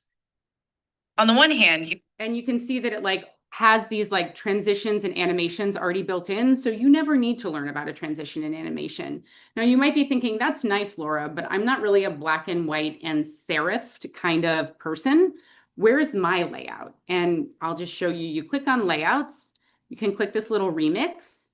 And here, like whatever your brands are, you can just type in like, here's my primary text isn't white. Let me like type in my hex code or put in whatever my stuff is. Here are my fonts that I like. And you can make this available so that you're basically using, a set of colors or styles that is like more your brand and your preference. And we have a bunch of different layouts. So here, I may want to like change this and actually show media. Oh, that's some fun media.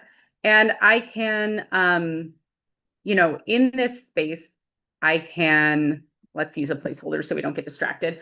I can add stock media, and in Descript, you have access to all kinds of free stock media. So maybe here I want to show a video of a robot. I can just add that in. It'll import the video. You have like you're protected to share this on YouTube or whatever. You own, we've already bought this for you, so you're good to use it. You can also generate an image. So maybe I want to do like a watercolor and ink style image of a woman and a robot hugging. I don't know.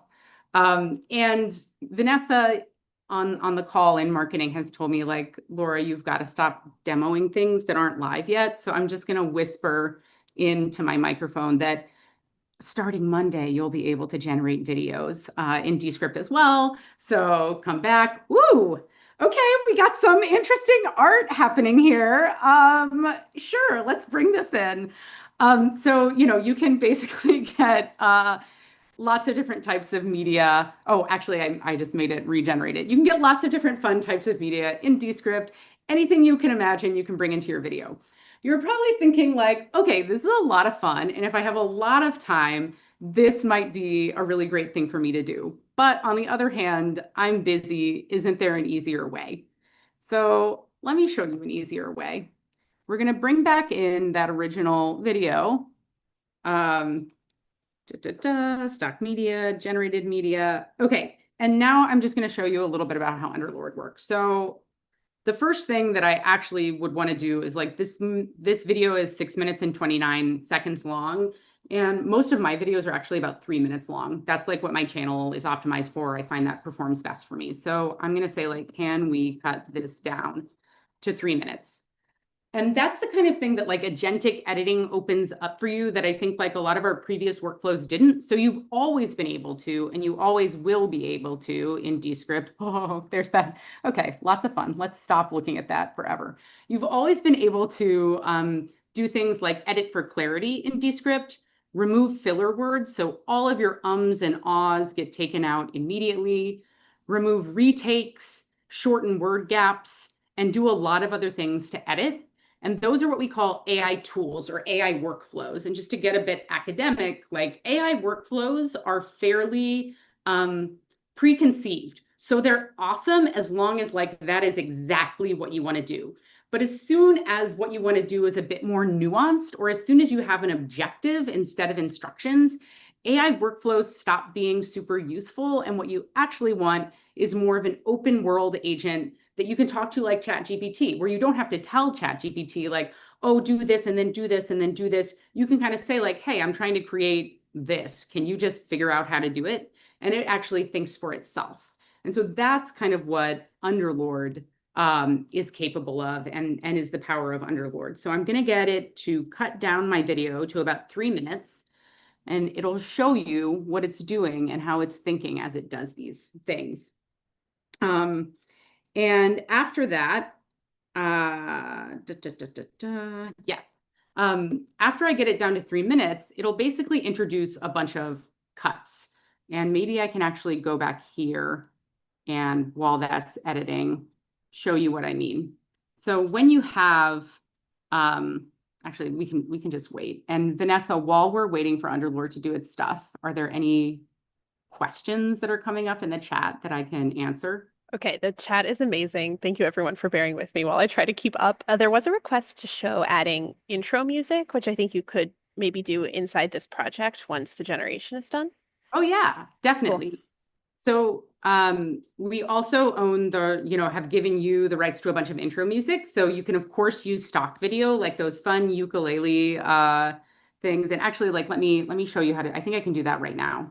If I go into stock and audio, I can, type in specific things that I want, like a ukulele. That is not how you spell uke.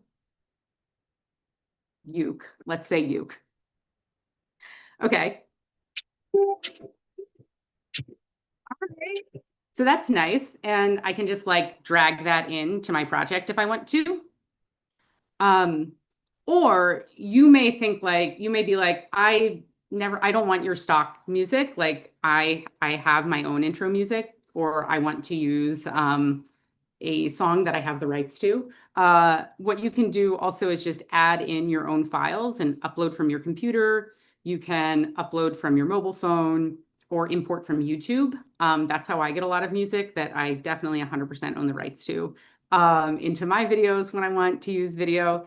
And then in the timeline, I can just trim it to exactly kind of like where I want it to be. And I can even make it like fade out like that. Or I can ask Underlord to do that because I just showed you a keyframe and I promised myself I would not show you a keyframe. Okay, and now you can see that meanwhile, while I've been demonstrating that, Underlord has gone through and cut it down from 6.5 minutes to 3. And it's helpfully shown me what it's taken out so that I can say like, actually, I think that's a really important point. I would like to restore that. So there's never destructive edits that I can't undo. But okay, so it's really great that I have these cuts. Backgrounds. They're spinning up their own. But did you see there's kind of a jump cut there? And maybe I don't like that. So what I actually want to ask Underlord to do next is to hide all of the jump cuts with zooms.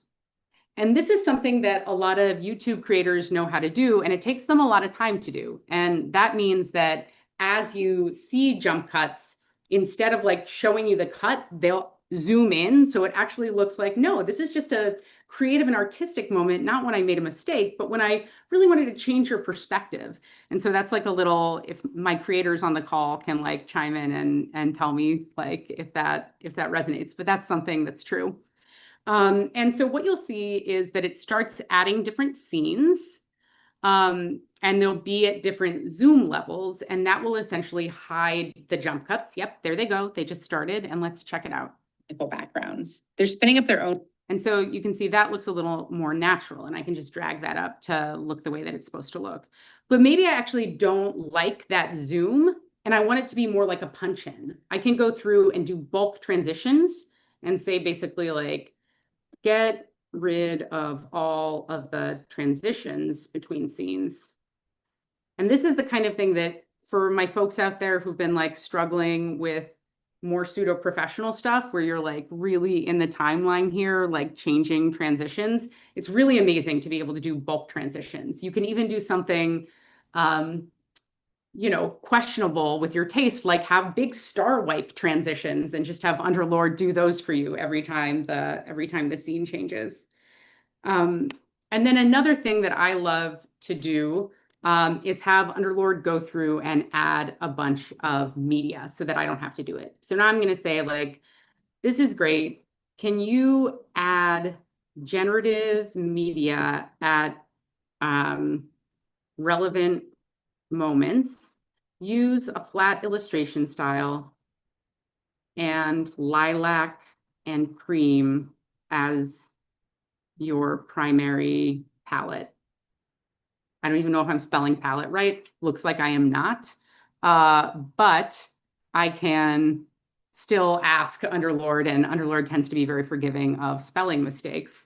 And so now it will go through and just do that all for me. So that very like manual process that I showed you of like, oh, just highlight where you want to do it and change the layout to media and then go into the placeholder and type in your prompt.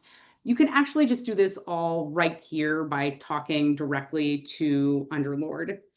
And while it's doing that, because that generating media can take a little while, I will go and start to show you avatars. Unless, Vanessa, do we want to take a break and answer any questions while You keep going. I'm doing all right over here. Okay, Keep trucking. All right. So, okay, you keep chugging, my little pretty, and I'm gonna talk to you guys about avatars. So, here's like when I went through my video, I found these 39 seconds, and I was like, okay, this is probably going to be a good thing that I could turn into a short. And so there's a few ways that I can do that. And the first is like, I'm going to show you guys another one of my favorite AI tools. It's called Quick Design. And here you can just say like, turn this into portrait. I want to use like this style of B-roll, or I can say like, I want to use stock media, but I'm going to use this style of B-roll. And it'll start like running that for me. And that's also a way that you can just get all of your visuals done super quickly. And so, okay, yeah, you can see it's just like added all of the scenes in the background. It's like doing different zooms. But increasingly, I think people are curious about, okay, I don't like being on camera, or I don't have time to be on camera. Should I think about getting into the avatar game? And I'll say like, this is a very nascent technology. Have folks seen, I don't know, like, oh, I guess we don't have the chat turned on, but I'd love to hear like, have folks seen avatars, and maybe with the emojis, like, how do you feel about when you're scrolling? Like, how do you feel about seeing avatars in media? I'm seeing horrified faces, love faces, thumbs up. And I think like what I'll say is like, this is exactly what nascent technology is like. We're all kind of figuring out like, what is this avatar economy? There's definitely like really smart reasons to do it if you're building your content internally, right? Like if you're someone who the alternative to avatar content is watching like some webinar that was recorded 6 months ago and you didn't even get to attend it, And it's like, or you could watch this like avatar video. I'm sure most of us would prefer the avatar video. But if the alternative to the avatar video is like watching someone who's great in front of the camera, like show me their full personality, I'm just like, well, I'd almost always rather see like a real person. And so the first thing I'd say about like when to use avatars is like think about how important authenticity is to your message. If authenticity and relationship building is a really important part of your message, avatars can sometimes undercut that. If your message is a bit more transactional, and if the alternative is like something that's just like so boring, like an HR training, then like, yeah, maybe liven it up with a fun avatar to give people a little bit of joy. But that's like generally my stylistic belief about avatars. Okay, so given that, I'll tell you that where I like to live. So here's my video. If you want to build an agent that is primed to best take advantage of the astounding progress we're seeing in general intelligence, you sometimes need to build in a way that leans away from automating real workflows predictably today. This ends up being alienating to people. Okay, so in any case, like, I think this is okay. I like it, especially given that I did not do any of the editing myself. I lifted not a finger, which is, you know, sometimes my very favorite thing to do.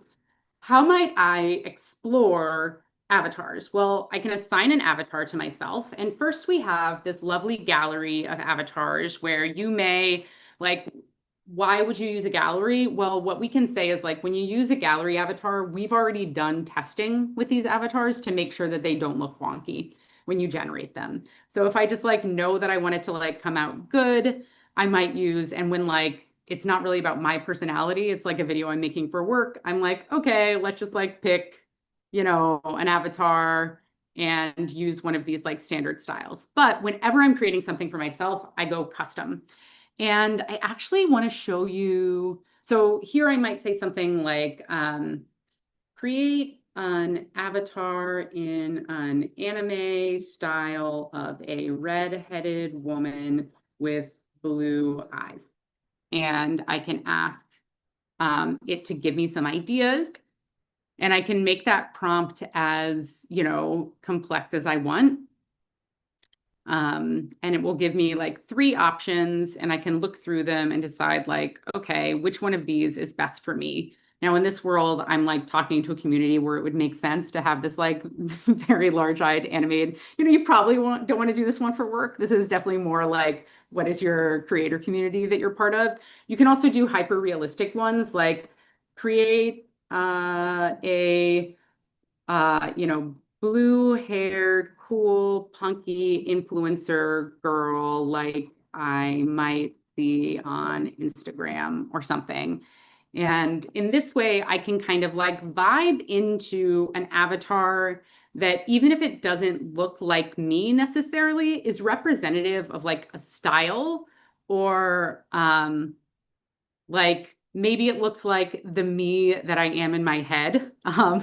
And I want to like build a personality out of this. The other, am I in staging here? Okay, yeah. The other kind of, oh, by the way, it created now all of these. Remember when I wanted it to create my flat illustration styles? Aren't these kind of lovely? And it did it in my lilac and cream palette. Oh, that's so nice. And then I can go through and just like change it to a media outlet, like a media layout that I like. We have like a whole bunch, so I can be like down here, be a little circle. Anyways, I love to generate this media. Okay, but here, and again, Vanessa, please don't be mad at me because I just really want to show you this thing that's launching next week, where I can actually take my own headshot. I think that like this is my favorite way to create authentic avatars. Like this is my headshot and I can say, here I said, you know, make my headshot into like a tarot card illustration because like I feel like I'm kind of a witchy gal. And so like to me, like my alter ego is kind of like a fun tarot card version of myself. And I like just encourage people, if you want to get into avatars, I think like taking time to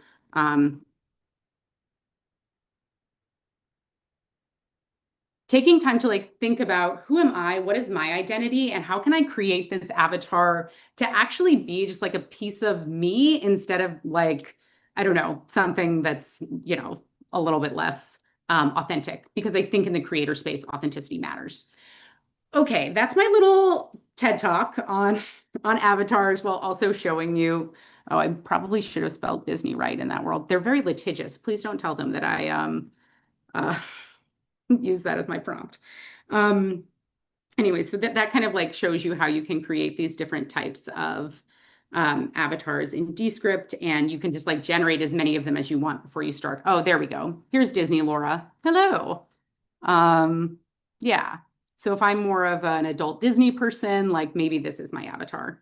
And these are, the different ways that we can show up online in the communities that we belong to in an authentic way, whether we're using our real face or not. Okay, so layout packs, quick design avatars. I think I've really almost gotten through everything. How long do I have, by the way? Can we do a time check?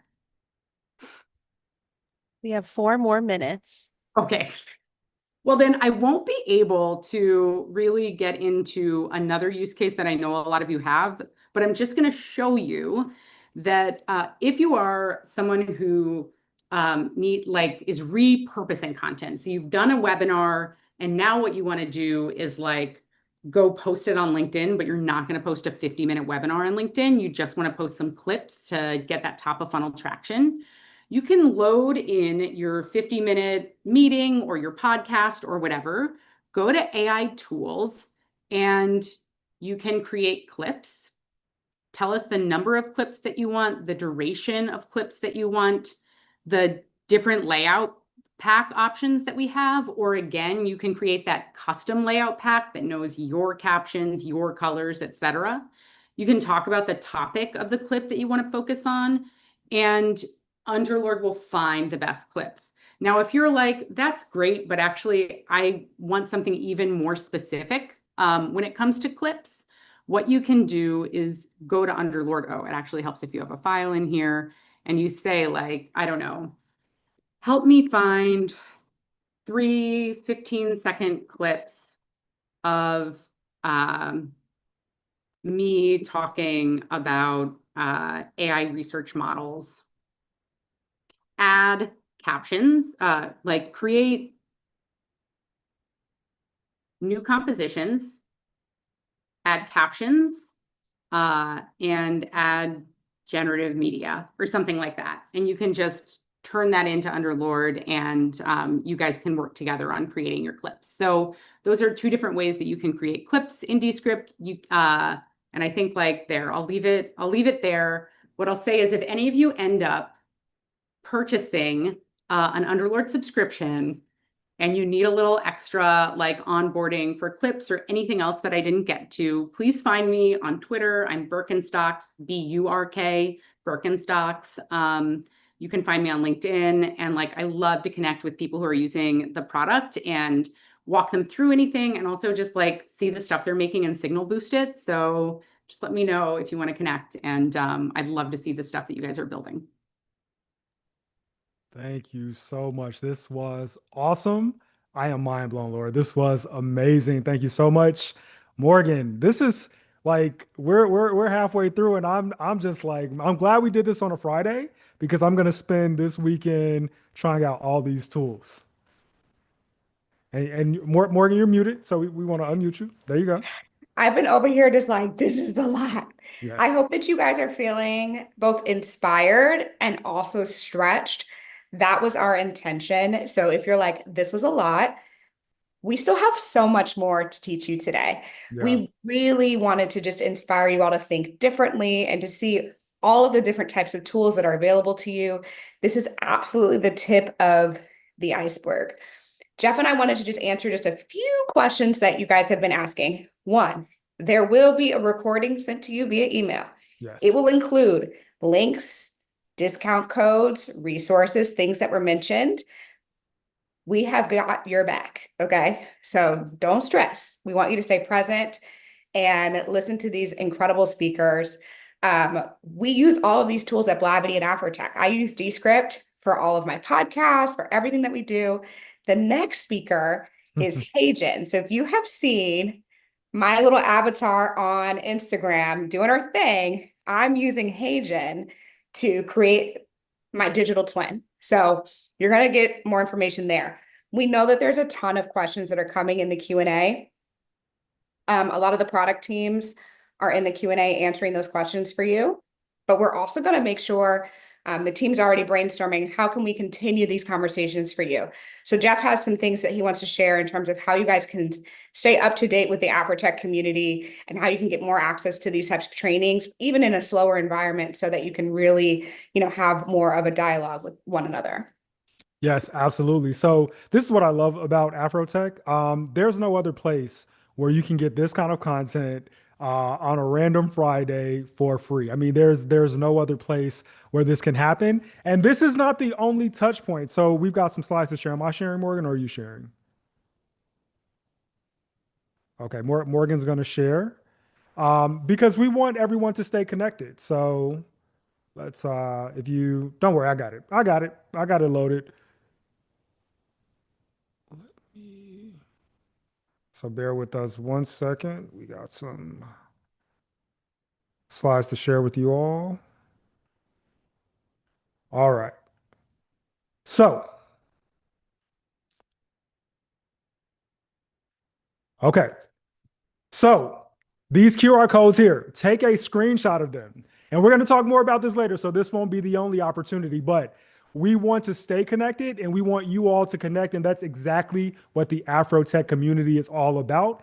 And we have two great ways, in addition to AI Edge, for you to not only connect, but to learn more information about not only AI, but all the other things that are happening in technology and entrepreneurship and the world at large.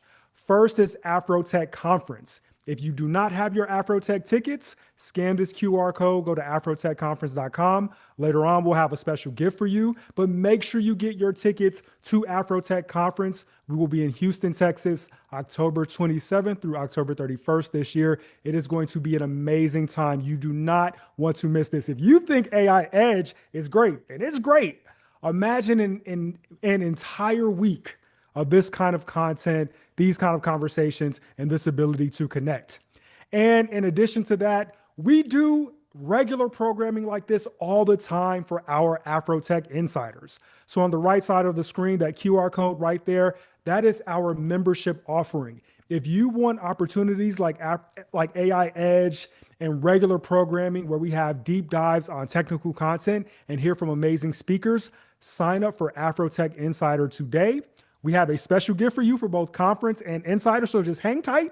Get to the end of AI Edge today, pay attention, and we've got a special gift for you all who want to get your tickets to conference and your insider membership. But those are the ways that we can connect, but we're really excited to keep the party going. So let me go ahead and stop sharing my screen. Thanks, Jeff. So we just wanted you guys to know that we know it's a lot. We love that it's a lot. That's what we aim for, because we want to use the best of all of your time, and your time is very valuable. But we will have more resources, ways to stay connected. I saw a lot of LinkedIn's in the chat. I was like, y'all killing me with these LinkedIn's. Okay. We have community in our AFROTECH Connect app as well. If you want to download that, we're doing some updates, so it'll continue to get better as we get closer to conference. But AFROTECH Conference is in October in Houston, October 27th through October 31st. So definitely check us out there. But in the meantime, AFROTECH Insider really is our way of getting back into the community and having those kind of closed door sessions where we can do trainings in a slower environment. So with that, I'm so excited for HeyGen. Jeff, I'll let you introduce our next speaker. So Morgan, you mentioned your avatar.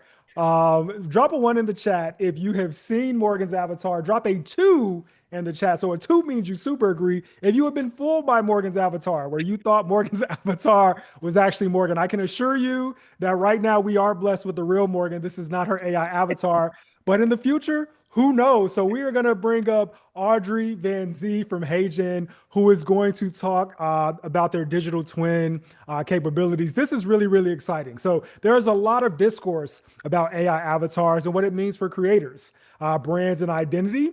But today's focus is on giving you the skills to own your digital presence. So whether it's a video avatar or a clone voice or automated content, we want you to be in control. So Audrey Van Zee from HeyGen is going to come now. I'm going to bring them to the stage, and we're going to hear about HeyGen's digital twin. Awesome. Thanks, Jeff and Morgan, for the intro. Can everybody hear me? It looks like yes. Awesome. Okay, so I'm super excited to join you all today. My name is Audrey. I run community programs at HeyGen, so I get to talk to tons of people, creators, business owners, professionals using HeyGen for marketing, training, content creation, all across the board. Excited to share with you all today. And originally, my colleague Allison, our head of education, was going to join you today, and she had something come up. So I'm excited to be here. Bear with me. Our whole company is doing a hackathon today. So it's just me. I don't have anybody in the chat, but I'll do my best to get to questions and chat. I'm going to share some examples. I'll dive into a live demo if everything cooperates. So I'll go ahead and share my screen. And let's see. All right. Oh, thank you, Morgan. Yes, because I know you have a fantastic avatar. Any questions? That would be amazing. And let's see if I can share.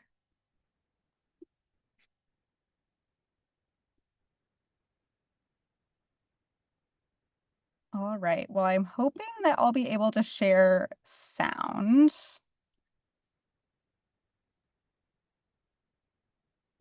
But I'm not sure it's giving me the option. So let's just check. All right. So HeyGen enables you to create your digital twin. Sometimes people call that an avatar, an AI avatar, a clone, a digital twin, all kind of the same thing. It's new tech and there's different language around it. So you'll see I'll probably use some of these interchangeably as we go through it.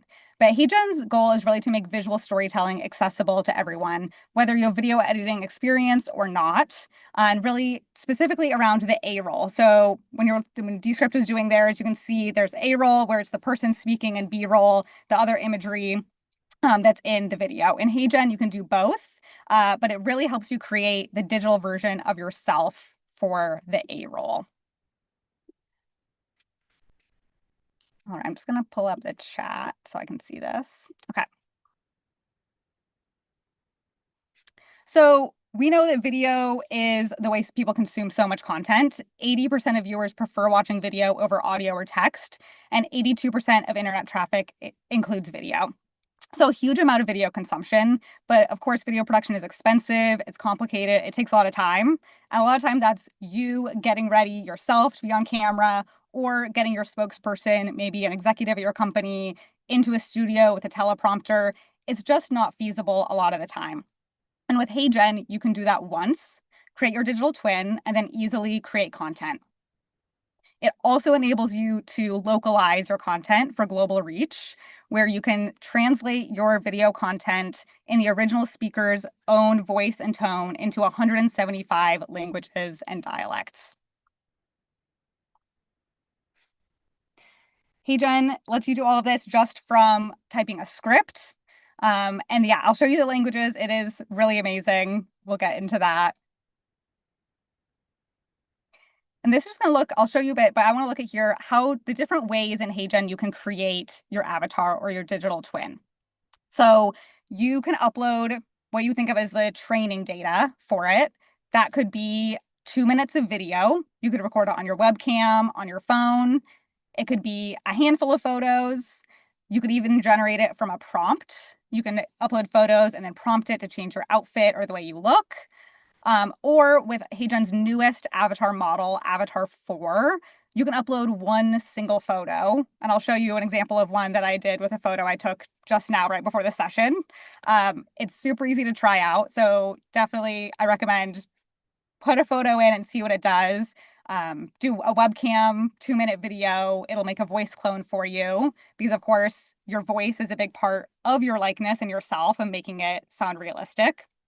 So the video will capture both your voice and your mannerisms.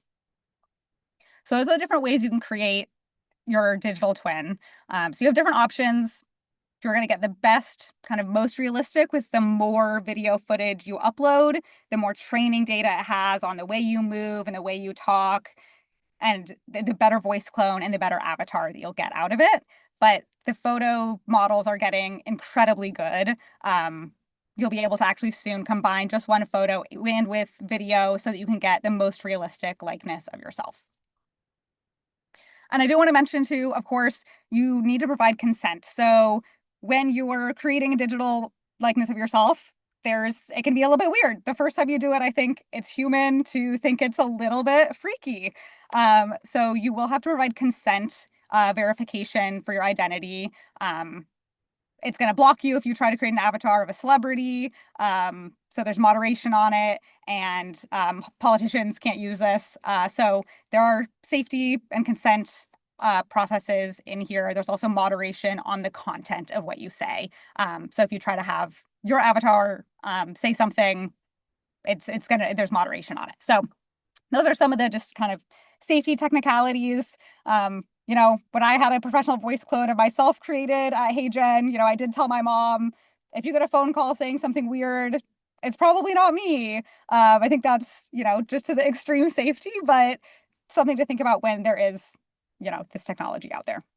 But on HeyGen, you own it, you control who has access to it and how you create it. So I think it's immediately I think often people think this is really cool, but how are people actually using this? So I'll show some examples of real world use cases. People are using HeyGen for so many incredible things, creative projects, music videos. I'm constantly blown away at what human creativity combined with AI tools is producing. But in general, a lot of the use cases fall into video ads, social media videos, training, learning, educational content, and personalized videos. So outreach that's more personalized for internal comms, sales follow-up and outreach, marketing campaigns. So you'll hear from learning designers, marketers, HR teams, entrepreneurs using HeyGen for their digital content. All right, I'm going to pause there and I'll take a look at the Q&A. If I can see that. Looks like I can see the chat. Oh, here we go. Let me pull up the Q&A. Audrey, maybe you could talk about safety and privacy. There's a lot of questions about who owns your voice and who owns your face. Yeah, you own the access to your voice and your face. So you've given HeyGen consent. It's within your own space. If you work at a company, I think there's different ways on an enterprise plan about access. But fundamentally, you own your likeness and your voice and who has access to it. And you've given consent to HeyGen to create it within the platform. So you absolutely own it. Great. Another question was, how do I edit the avatar? Amberly says her avatar smiles way too much. Is there a way she can have a more serious tone? Yeah, good question. And I also have that. My avatar is often smiley. It really depends on the training footage you give it. So I would say try recording the training video and create your avatar where you're a lot more serious. I think for some people, when they create the avatar, the video kind of flattens you out. But for other people, if you are really animated, or especially sometimes with the photo-based ones, it makes you more animated. So there is a bit of, it's AI. So there's always a bit of experimentation and trying it out. The first avatar I did was I moved my eyebrows too much. And I was like, okay, I need to tone that down. So I think start from it and treat it as a reference point on how you can do different video training footage for what you want as the output is my recommendation there. Great. And then I also noticed that there are some new tools related to getting higher quality recordings of yourself when you're actually training your avatar. Do you have any suggestions on how to make sure that you get the best possible kind of first version of yourself? Yes, you know what I do? And I think I'm just sharing a tab, but I'm going to pull up something that we had on a webinar, a fantastic from experts. I'm not the expert. Our customers, our users are the experts. This is from an agency. Erica Centeno is a video director at Growth Amplifier, and she made an amazing list of tips on creating your high quality avatar and how to record it. So I will drop this in the chat. I just want to give credit to Erica Centeno at Growth Amplifier. She put together these amazing tips I just dropped in there around natural light, how to film, all of that that'll set you up for success. They're a cool agency doing specifically social media content for lawyers. So if you're a lawyer, reach out to them. But they are doing a lot of cool content. And that's, yeah, some good tips on there to help you get the best output the first time you try. That's great. And maybe you could talk about the image to video creation. Someone asked, is there a way that you can have a fake avatar without using your face and your voice, but still have kind of this personality? Yes, absolutely. Yeah, so you could create a character style image. Today you're going to mostly, you'll create that off platform. So you'll need to come to HeyGen with a kind of a character style image. I will say the model is optimized for humans. So the more human-like your character is, the better it's going to perform. So it needs to have a mouth. Fundamentally, it needs to have a mouth, and ideally, if it has teeth. But you can do pets. You can try it. It starts to work better for pets. We love the pet avatars at HeyGen. So I put my cat in there once in a while to see how good she looks. But yeah, characters, absolutely. With Avatar 4, you can upload that as long as, they have a mouth. It'll work pretty well. But you have to test it for the characters. I think people might be ready to see some more stuff. Awesome. Cool. All right. I am going to skip. I think I'm just going to play an example video first. We'll see if the content plays. And it looks like my screen is being slow here. Okay. I really like this example. This is from the marketing team at Tomorrow.io. They're a very cool weather data company, and they have a very small but mighty marketing team that has really embraced AI. You can follow their marketing team on LinkedIn, Ruth Favela and Madison Sofields. They post a lot of cool stuff about AI for marketing. And their company caters to a lot of different industries. And so creating content for all those different industries is a lot of scale. And with a small team, it's hard to do that, especially for video.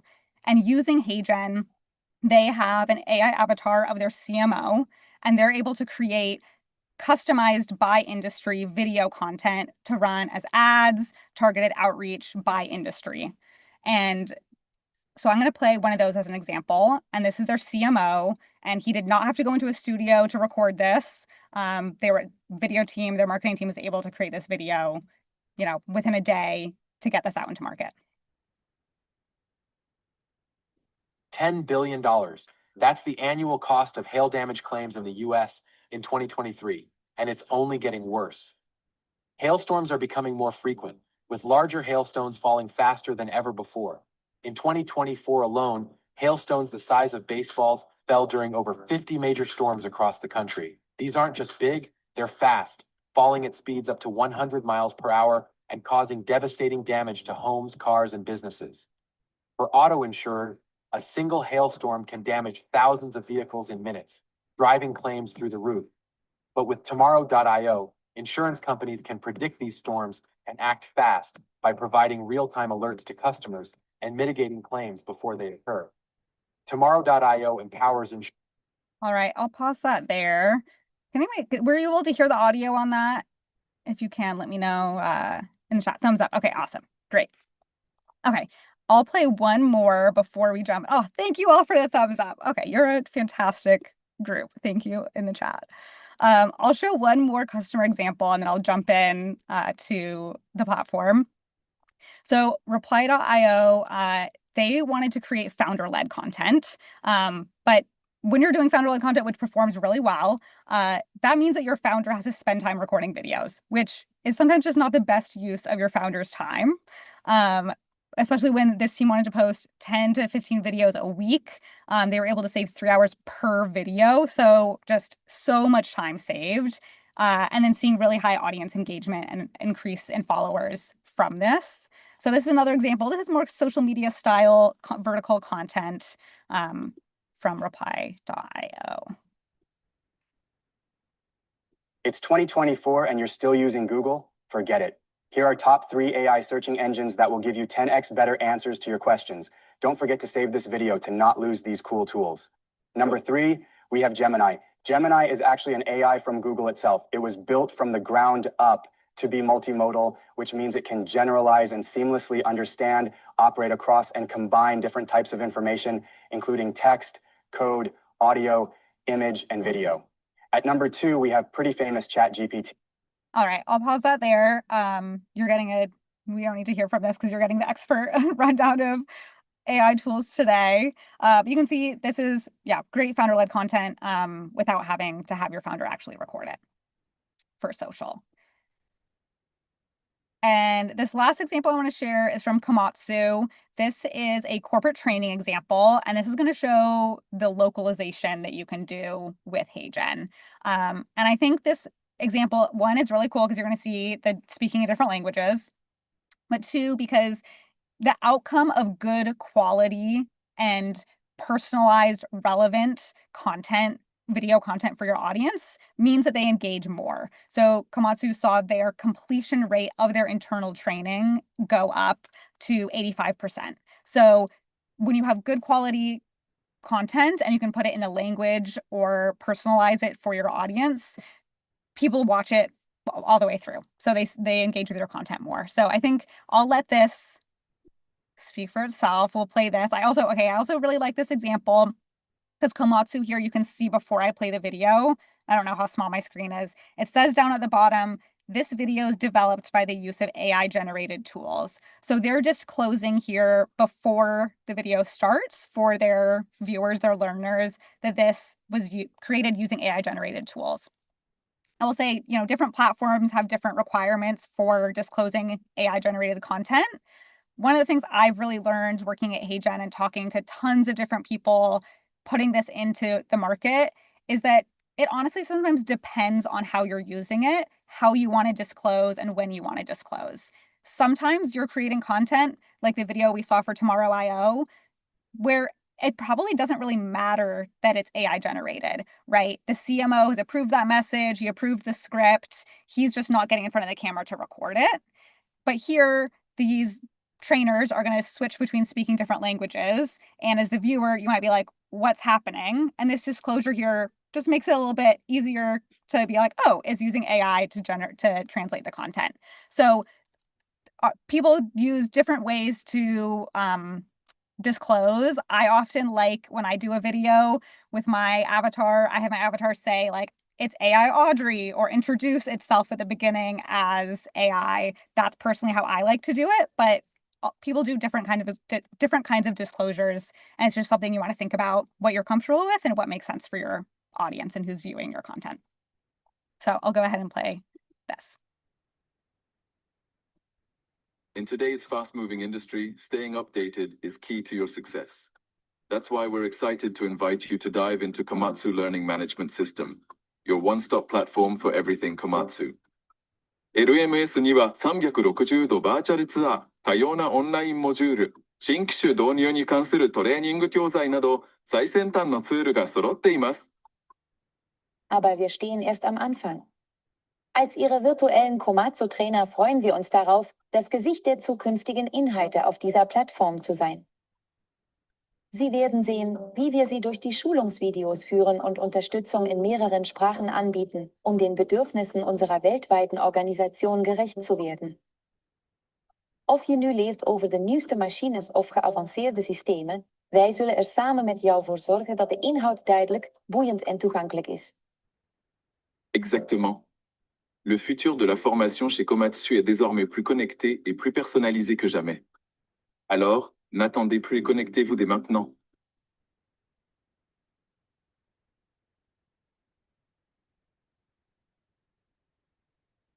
Awesome. All right, so I will jump in to the platform. I think we just have a couple more minutes, but first I wanted to quickly just show you can do this yourself. You can go now speak up to 175 languages and dialects. You can try this out for free. the goal of that is that you can test it out. You're going to want to test, you're going to want to experiment. So you don't need a paid plan to do that. You can do 3 short videos. You can do 1 custom video avatar. That's where you're uploading your video to create it, to see what it looks like. And then you can upgrade from there. I will say for the localization specifically, most people using that are on a Teams plan or an enterprise plan, where you can bring in what we call proofreaders, local language experts, just to verify and get kind of what we say, like the last mile of translation accuracy. So that's what that looks like, but you can absolutely go log in and try it today. And then I'm going to switch over. I'm just going to stop sharing to make sure I'm sharing the right tab here. All right, so now we are in HeyGen, and I'll just show you what this looks like. First of all, this is a video I made. I took this photo. You can see I'm in the little phone booth where I'm doing this webinar from. One photo made this video. Hi, AFROTECH. Thanks for having me today at AI Edge. And that's just one photo. It does always kind of, I think I have a big mouth, so it gives me a big mouth. It's not totally wrong. That's just one photo. And so you can come in here and you can go either to your avatars. I like this avatar the best. We did do like a professional shoot for an avatar. These say interactive. I did not even get into the interactive avatars today, but that's a beta product for us that you should definitely check out. Interactive avatars are also very cool. If we have a couple minutes, I'll show you. You can also browse what we have as public avatars. These are a great way to see examples. Or if you're looking for a specific avatar, you can come in and use a stock avatar. You have free use of these in your content. It's just going to obviously, as long as you're not having the avatar say anything that's against our moderation policies, you can use the stock avatars. There's all kinds, UGC, lifestyle, professional. But I'll use my avatar.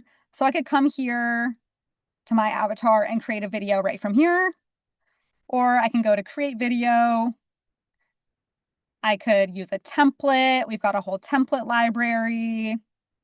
I could upload a PowerPoint or a PDF. It'll automatically turn it into a template for you. The PowerPoint, that's new. It's very cool. You can make it into an editable template. This is kind of beta, but very cool. Or you can start from scratch. So I'll start from scratch. It's going to default Annie, who's kind of our flagship avatar. But I want to replace Annie with myself. I like this version. I know this one performs the best, like me. And then let's call this AFROTECH. I'm going to just come in here. I'm going to say, hi, AFROTECH. Thanks for having me today at AI Edge. I have my voice already selected here, but I could change my voice. I could change the speed. I could change the accent. And again, HeyGen will create a voice clone for you. And there are a lot of advanced settings in here. You could also integrate a professional voice clone from 11 Labs. Totally up to you. There's a cool feature I really like called voice mirroring. You can preview and listen to it. You can add pauses. You can add additional scenes. Voice director is you prompting how you want it to be spoken. But I like voice mirroring. It would let me read this and it's going to match my voice clone, but to my real cadence. So if you're making content, maybe for someone on your team, they've authorized you to do that, you can read it. The voice mirroring makes really realistic voice, which is a big part. If you've seen an avatar video that seems kind of clunky and weird, a lot of times it's because the voice sounds off. So voice mirroring is a great one. And then you can come in, there's tons of ways you can edit here. Not going to get into all of this today. Captions, media. Their new is generative media you can do in here. So you can generate video, or you can generate in here media, or you can select from a stock avatar, storyblocks and pixels. There's tons of content in here. that is free for you to use. You can background, you can actually screen record and drop a screen recording in here. For right now, I'm just going to say, let's see if I can find an image. Let's see, I don't know, is there something? AI conference. Last night when I did my demo of this, it gave me something different, but gave me something better. But let's see, I'll just set that as the background. So I could preview it down here. If I had scenes, I could move them around. There's tons of editing you can do. You can put transitions between your scenes, all kinds of stuff. But I'll just, for the sake of this, you can share it if you have teammates, if you're on Teams plan. I'll just go ahead and generate. So you can see how this submits. Oh, it's celebrating my submission. And you'll see it goes into the queue and it'll take some time. Depending on what plan you're on, you'll go into a queue. Some days it's higher volume than others. If you're on a paid plan, you get priority processing, but it'll give you a little bar here. On occasion, on a rare occasion, it'll get stuck, but usually it'll process all the way through. You can edit from there. Edit as new. Will let you take kind of a draft and open it as a new video and work from there. You can see we use this for internal updates. I think it's fantastic for sharing internal updates with your team. And I will just show you while this is generating what this looks like. So I made this one last night. Hi, AFROTECH. Thanks for having me today as part of your AI Edge conference. And then this is the same video. I'll show you how I did this in Spanish from this share page. Viewing it, I could share, I could download, I can translate. I think this is the coolest part. So I can say translate this video to Spanish. You can see all the different dialects.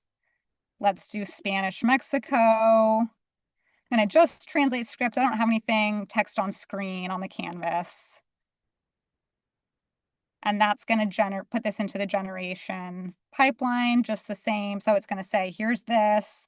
I could edit from here. I'm going to say, okay, it looks good. Generate. So now you can see, so this 3-second one processed in the time it took us to do this.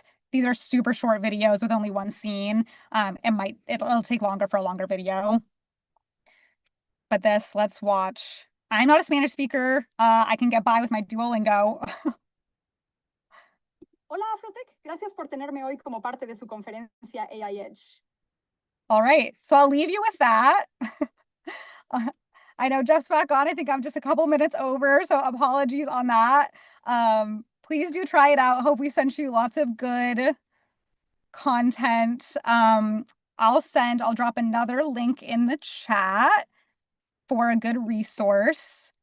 Okay, I dropped the link. Okay, let me send this to everyone. HeyGen.com/playbook. These are resources. This is like one page that will walk you through everything you need to get started with HeyGen. Create your first video, use a template, use it for your use case. Those playbooks are awesome. Definitely recommend. Come see us in the community.heygen.com. We've got a forum, we've got webinars, we've got tons of replays, we have an academy you can walk through. So I say, get in there, experiment, come find the resources in the HeyGen community. And thank you all for the time. Thank you all for the comments. This is such a great group. You guys are making my Friday. Audrey, this was awesome. And you were right on time. Thank you so much for showing this. This was amazing. I know everyone is excited about HeyGen. And shout out to Morgan, who was answering lots of questions. There was so much activity in the Q&A section. Lots of people have lots of questions. People were excited. So, this is what this is all about. We use these tools at Blavity and in our personal lives. And instead of gatekeeping this stuff and keeping it to ourselves, we created AI Edge because we really want to create a space where our entire community can level up on this stuff. And for those who may have just joined and those who have been here since the beginning, at the beginning, Morgan shared a survey that we did of our community. And research was one of the top use cases where people wanted AI to help, whether that's validating their ideas, preparing for meetings, or staying ahead in their industry. And Perplexity is built exactly for that. Perplexity is a great, great product. I use it every day and I am blown away. It delivers real-time cited answers so that you can move faster and trust the information you're working with, because with AI, sometimes reliability is a question, but with Perplexity, you can trust the information that you're getting. AJ is here from the Perplexity team, and he's gonna show us something that I am personally really excited about. AJ, I'm gonna have to nudge you offline because I need to get off the wait list. They have a new experience called Comet. So AJ is gonna talk to us about that, and we're really excited to hear about it.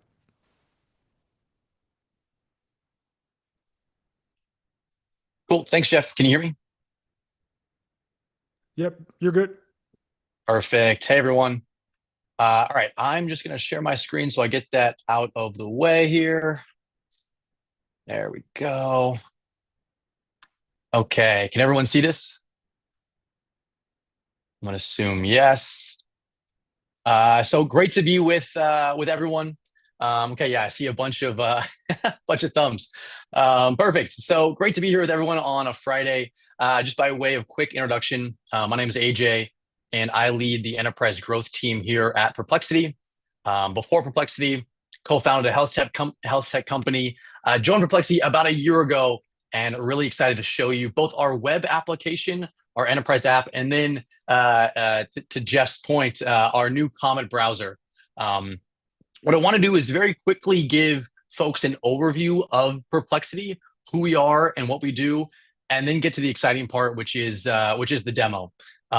So just kind of very briefly, what is Perplexity? Who are we? So Perplexity was started 3 years ago as a consumer application. Our founder was a graduate student, and he wanted to use AI to answer questions, but he wanted to make sure that the answers were grounded in truth and fact. And so he started Perplexity.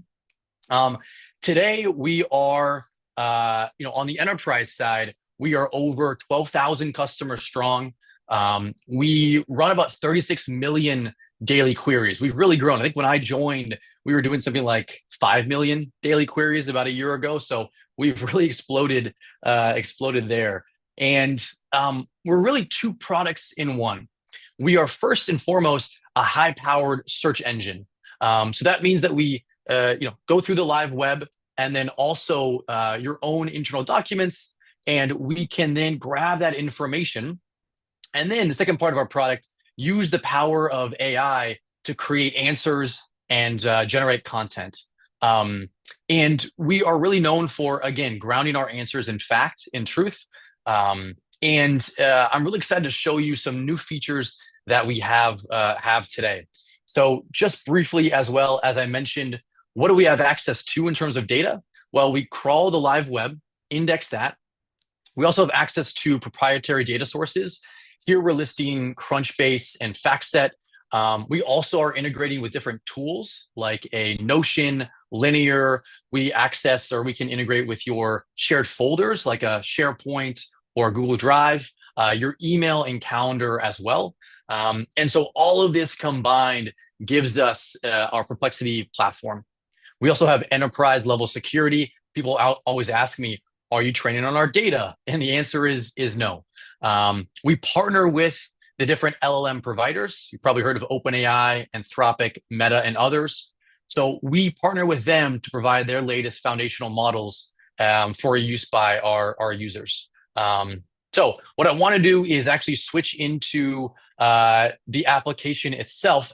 I'm going to show you a few different features here. Again, I'm going to go pretty quickly. Most of this can be found on our website, but just given the interest of time here. Okay, cool. And I just want to make sure, maybe some more thumbs. You're seeing the Perplexity Pro application itself now, right? Not the slideshow. Okay, perfect. Lots of thumbs. Love it. Okay, cool. So this is the Perplexity application. I always want to start with a quick kind of run through of what you're seeing here. And anytime you're using Perplexity, you want to think about the type of model you're using and the data that you're accessing. So you'll see we have 3 different types of models here. The first one is our Pro Search. And this is what you would use on an everyday basis. Think of it like a Google replacement. Anytime you want to ask questions, you can use ProSearch. I will say too that, I mentioned that we use different models in tandem. The way you really see that is right here, choose a model. 95+% of users just use best. And that means we're choosing the model for you. But some users like to compare models. You can see there was a big announcement yesterday, ChatGPT 5 was released. We already have that via our platform here. But again, most people use the best here, which means we choose the model. Just kind of a little trick here. If you actually choose ChatGPT 5, well, actually, I'll come back to that because I want to get to the other two models. So again, ProSearch, everyday search. Second model is our deep research model. This is when you want to get deep onto a specific topic. We'll pull a lot of sources from wherever we're looking. Take about 5 to 10 minutes to complete the search, but ProSearch really dives deep into a topic for you. The third model is labs. I'm going to show you some examples of labs. It's really, really cool. It's essentially a data analyst or software engineer in your pocket. Pulls from a ton of different sources, but it also uses Python code to create graphs and applications. So I will show you how that works. So again, models, first step. Second step is the data that you want to access. So here you'll see I have the web turned on, just means we're searching the live web. Other sources, academic journals, finance. So we actually connect to the SEC filings database. And then you'll see linear, Notion, even more connectors here. So again, what model am I using? What data do I want to access?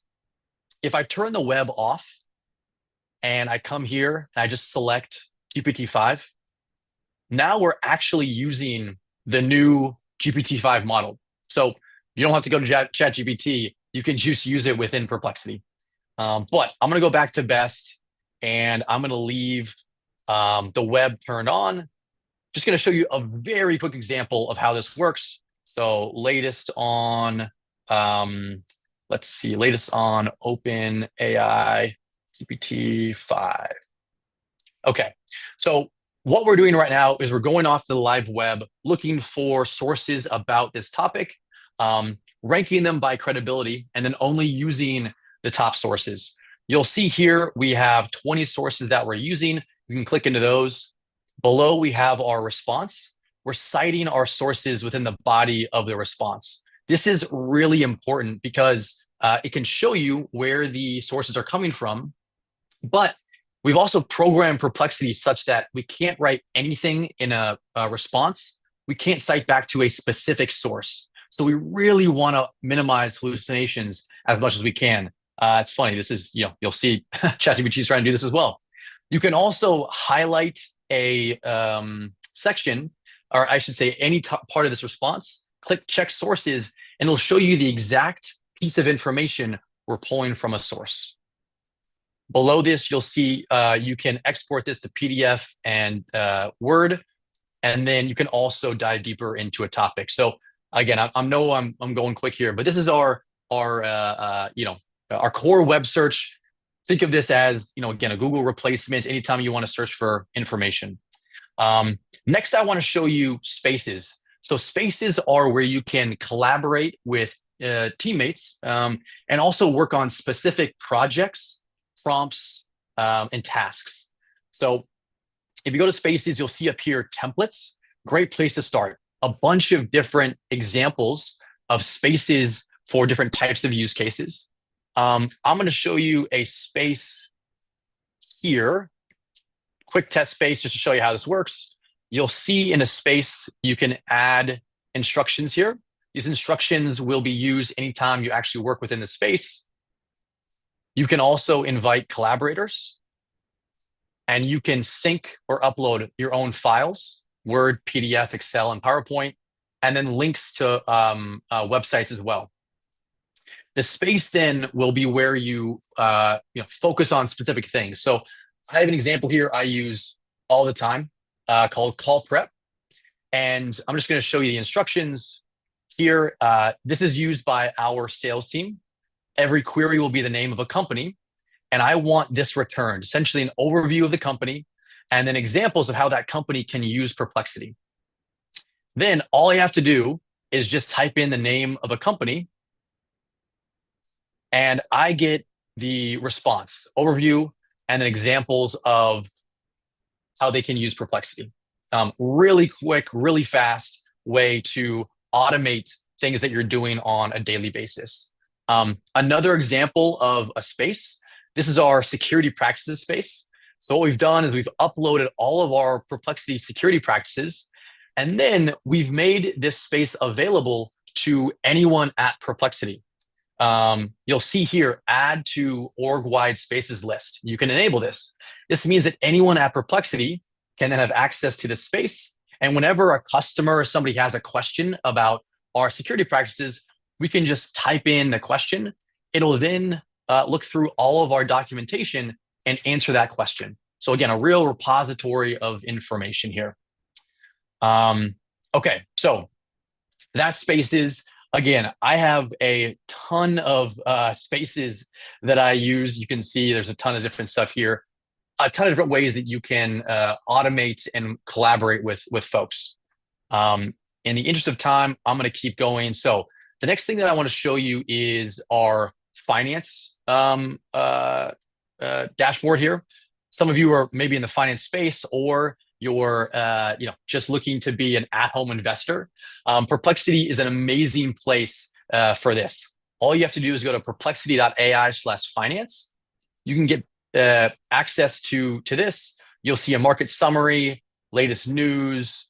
You can also switch from US markets to crypto, earnings, and even a stock screener where you can say something like, what are the stocks? What are the AI stocks with market cap over 50 billion? Again, you're using natural language to search for this. And then you can screen for stocks here, gather in data. And okay, there we go. We have our stocks here. Another thing you can do is you can look at a specific company. You'll see an active stock chart, a bunch of information about this company. Again, a lot of things to dive into. So that's Perplexity Finance. Now I want to show you Labs. I mentioned Labs on the first page here. Labs is where you can really do a lot of in-depth analysis. And so I'll show you an example here. This prompt, what are the main ways Perplexity can be used by the banking sector? We have a lot of banking clients. You'll see it's a pretty good response with a lot of information. But if I want to take this a step further, I can use Labs and I can say, okay, what are the main ways that a bank could use Perplexity? Include a cost-benefit analysis. Now you'll see here, Perplexity using Labs has created charts. It's a lot more in-depth. And it also has an actual cost-benefit analysis that I can work through. Really, really in-depth here. Also, I can see under assets, the underlying data that was used. Python code, the actual graphs that were used to create this. And again, I'm just using 103 sources that we found. But imagine, and I should say these sources are all online. Imagine that I uploaded a Word or an Excel document, my own data, and asked it to analyze that data or combine it with data online. Lots of power here. Another example of a Labs query. I love this one because it's kind of nerdy, but it's kind of fun. So in this one, I just used natural language. I should say I had a client that really wanted a invoice in a very particular format. And we said, okay, great. How are we going to create this invoice? So we just used natural language and we said, create a invoice generator. Perplexity Labs created an actual invoice generator from this natural language prompt. And I have the app here. You'll see it's actually, I I can play around with this. Perplexity AI, you'll see on the right-hand side, things are updating. And then once I have that, I can generate a PDF. So, Labs is able to create applications using natural language. You can also do this in a space and then collaborate with other people who want to see this as well. Another really fun example, because I have you guys here, is, let's look at, there we go. So just another example of what you can do. This is build a Jeopardy game to play. Now, if you want to test yourself or test friends, create a Jeopardy game to even impress your kids, just using natural language, all you have to do is, create that prompt, and now you have an actual Jeopardy game that works, all using Perplexity Labs. The last use case that I think is pretty interesting, in this case, I had a screenshot of a graph. And all I did is there we go, okay. Thought I clicked out of it. All I did is I attached this graph to my query. And then I said, analyze every data point on this graph and determine its accuracy. And so then Perplexity will go through, this takes about 10 minutes, but Perplexity will go through, find every data point, and then analyze it for its accuracy. And you'll see here, we have a table, overall chart reliability, highly accurate. There's some inaccuracies. So this is any time that you're like, you see a graph, you see some type of information, like, you know what, I want to fact check this. You can use Perplexity to do that. So I know we're running through a lot here, but that is the core functionality of Perplexity, the application. What I want to do now is show you Comet. So Comet is our new web browser. I've actually been using Comet the entire time. So I am using Comet here. Comet is available to Max subscribers right now, which is like our highest tier. But breaking news, very soon, we are going to be releasing Comet to all of our Pro and Enterprise Pro subscribers. So Jeff, if you have a Pro or an Enterprise Pro subscription, very soon you'll be able to have access to our Comet browser. The browser is different than the web application. You'll see I'm just kind of using the web right now. On the right-hand side here, I have this assistant. And think of the browser as actually an assistant as you're working on the web. This assistant can access any tab you have open. So let's say you have your Gmail open, your calendar. Let's say you have LinkedIn open, maybe a PDF, or even a application that you use in your day-to-day. So in this case, I have the Comet browser open. And let's see if this will work. I don't have my email here, but let's see if this works.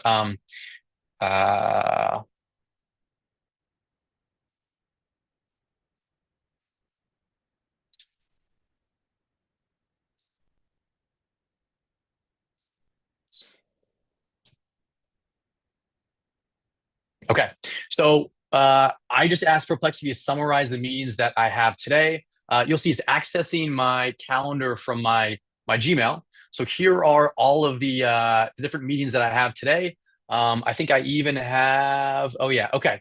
So then if I want to say the meeting with James Grant, who is that?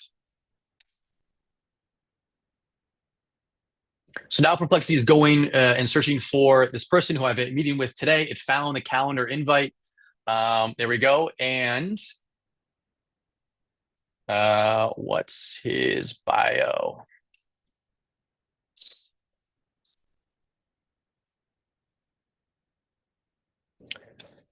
And now I can prep for this meeting. There we go. Using, looks like hopefully LinkedIn. And others. And just in the interest of time, I'm going to come back to this. Another use of Comet is summarizing information. So here I'm on, okay, there we go. There we go. Okay. So here I have James Grant. He's actually a college friend of mine that I had a meeting with earlier today. So I have the meeting invite here, and then I have example, kind of, I couldn't find him. Okay. Probably because it's using his Gmail, but I could send him an email. It also could search for him in LinkedIn, send him a DM, or add him as a contact. I'm also now on CNN. And let's say I wanted to look at a news article. Let's see. The news is so fun these days. Okay. Heart surgery even. All right. Let's look at what's a good one for this? Yeah, the news is really fun. Okay. Hot blob. Okay, let's do this one. So then I can ask Perplexity to summarize this page.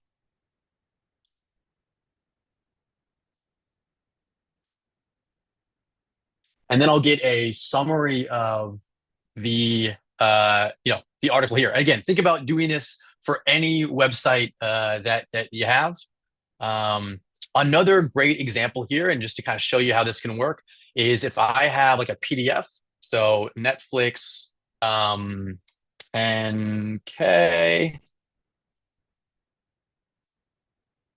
So we've got a PDF of, let's just look at, there we go. So here is a PDF, and I can say, what is this?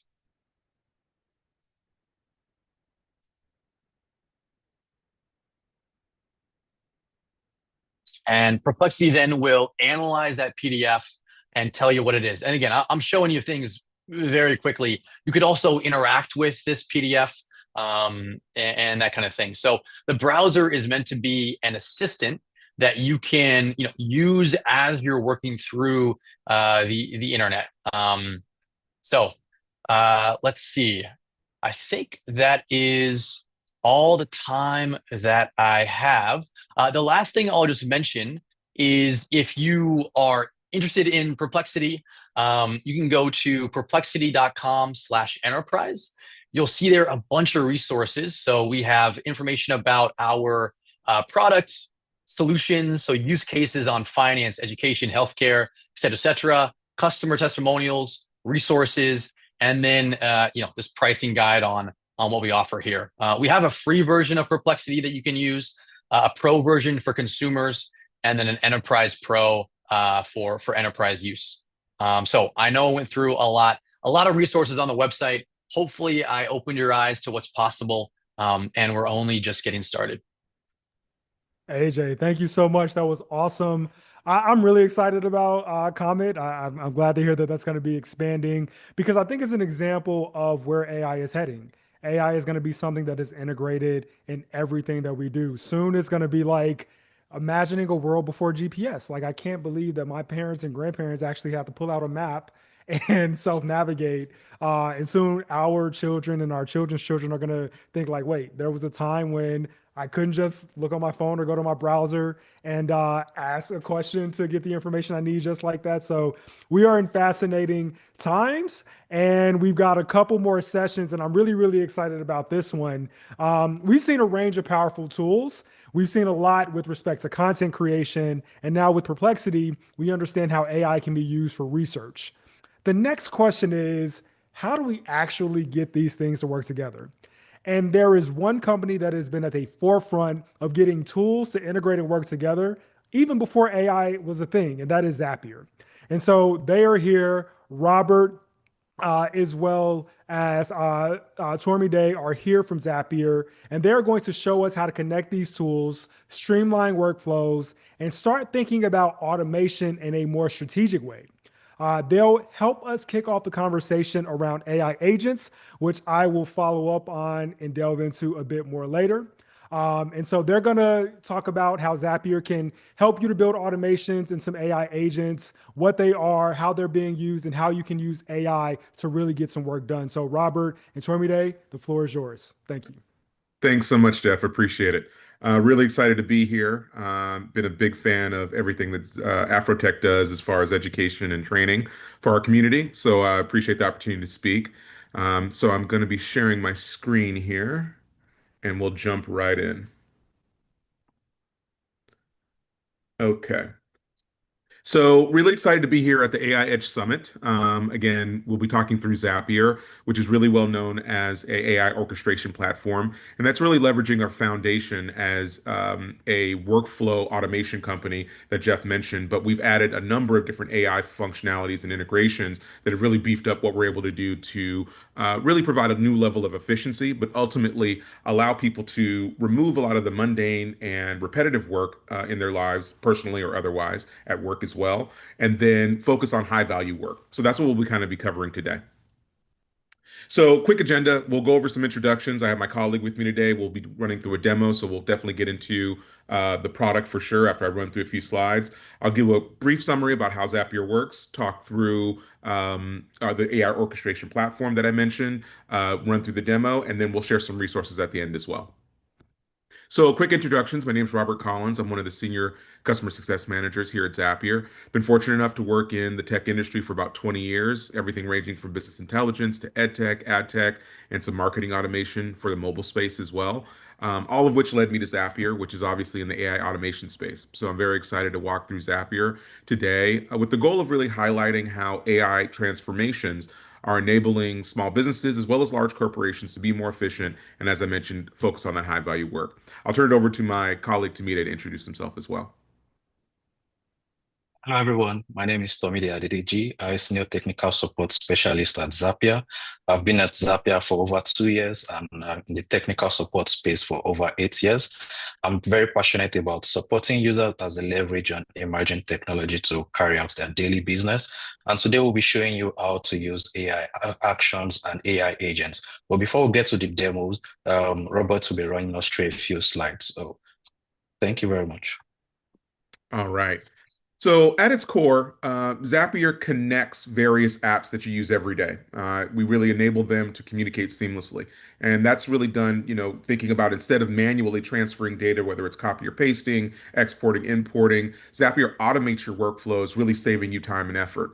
If you think about the apps that you use in your everyday life, like work or personal life, chances are they are part of Zapier's over 8,000 built-in app integration. That's everything from Gmail to Slack to Salesforce, Asana, a number of different applications that we leverage. And we're really focused on streamlining those tasks and increasing business outcomes. But given the size of the audience here, I'm certain we've got folks from all over different departments, whether it's finance, marketing, data teams, HR product, and whatnot.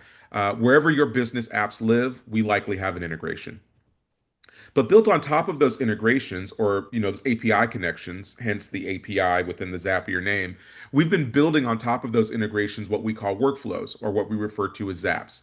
And think of a workflow as a series of connected steps or tasks that are automated to move data or actions from one place to another. So if you're helping a process run smoothly without manual effort, that's exactly what we do. A good analogy, actually, I think, is setting up digital dominoes. So once the first one falls or is triggered, if you will, in our analogy, each step that happens automatically after that is based on the rules that you define. So if you had a Zap that, kicked off with a new email that automatically sent a message to Slack, that would be an automation. If you had a new customer that bought an item, but you wanted to automatically add them to your newsletter instead of exporting a list and importing it into your CRM. Or if you had a support ticket that came through and you wanted to add details into a spreadsheet that you could search on later. All of those things are able to happen within Zapier in our foundational workflows. So these workflows, again, are our foundation, but where we're really supercharging these is through our automations, is through those integrations with AI. So we'll be talking about today how we're leveraging AI in both our workflows as well as in an agentic environment. So I know that there'll be some more discussion on that later, but the Zapier platform does offer both.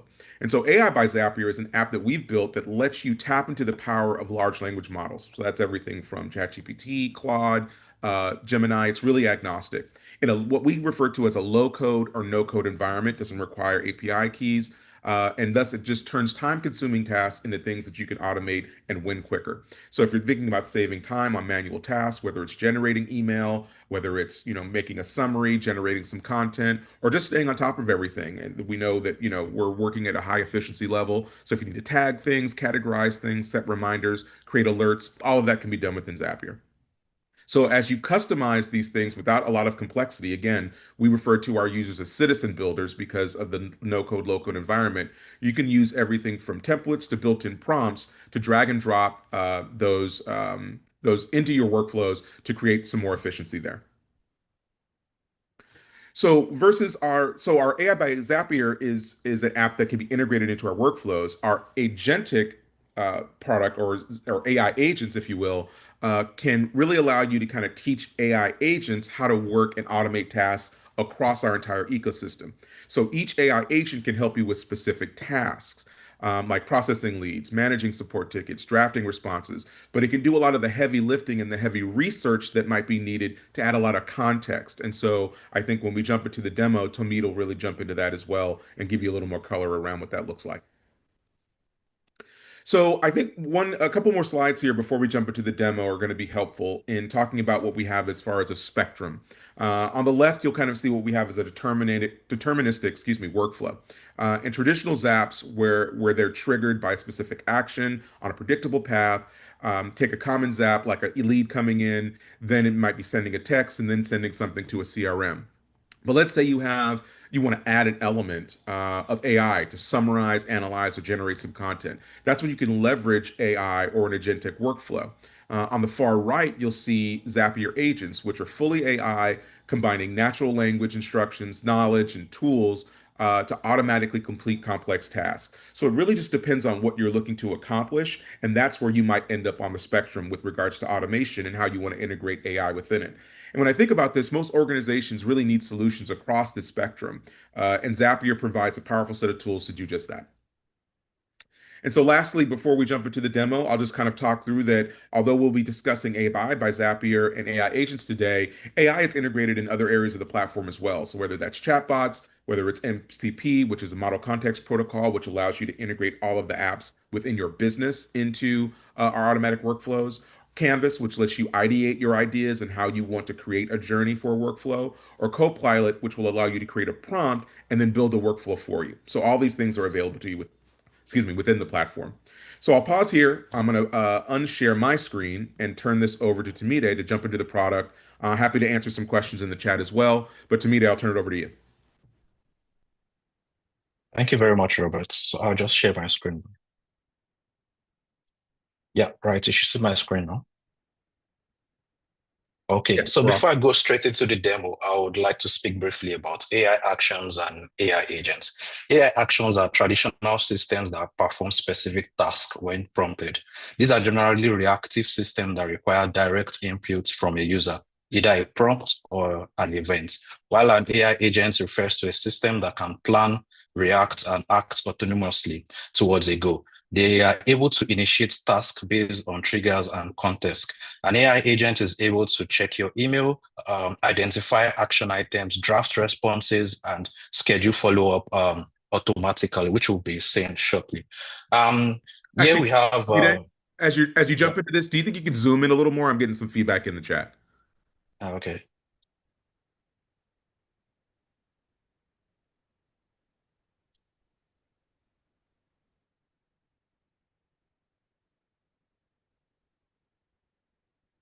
Is it better now?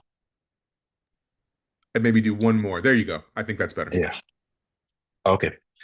So here we have a workflow about a business that gets new lead from a Gmail, and then once they get a new lead, they send an acknowledgement email to the lead.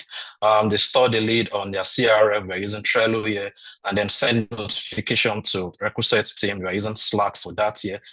And then we have the Zapier tables that will serve as a database for storing this lead. So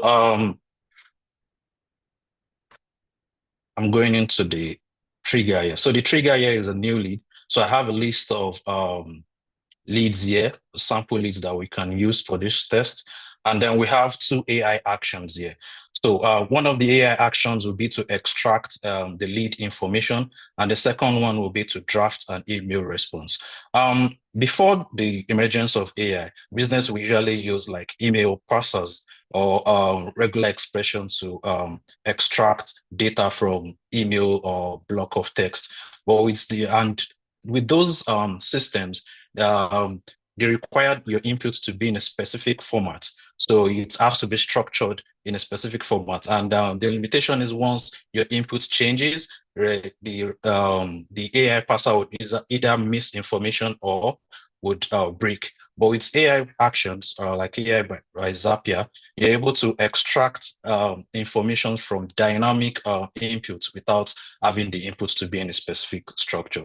So I'll go straight into it. I've selected a sample, and then we have our AI action to help us extract info from that email. So we have the email, we have the input section, the prompt, and the output. For the input, we'll be sending in the email body and then the email address. And then for the prompts, I have a prompt here that I've prepared. If you're not very confident about drafting prompts from scratch, when building AI actions, you would be given an option to select quick actions that can help you draft the report, extract data, and do a lot of cool stuff. So this would be helping us to extract relevant information from our email. So I'll go ahead and test this. I'll be retesting this step, and we should see the information from that. Yeah, so it's run again, and then these are the details that we're getting from the email.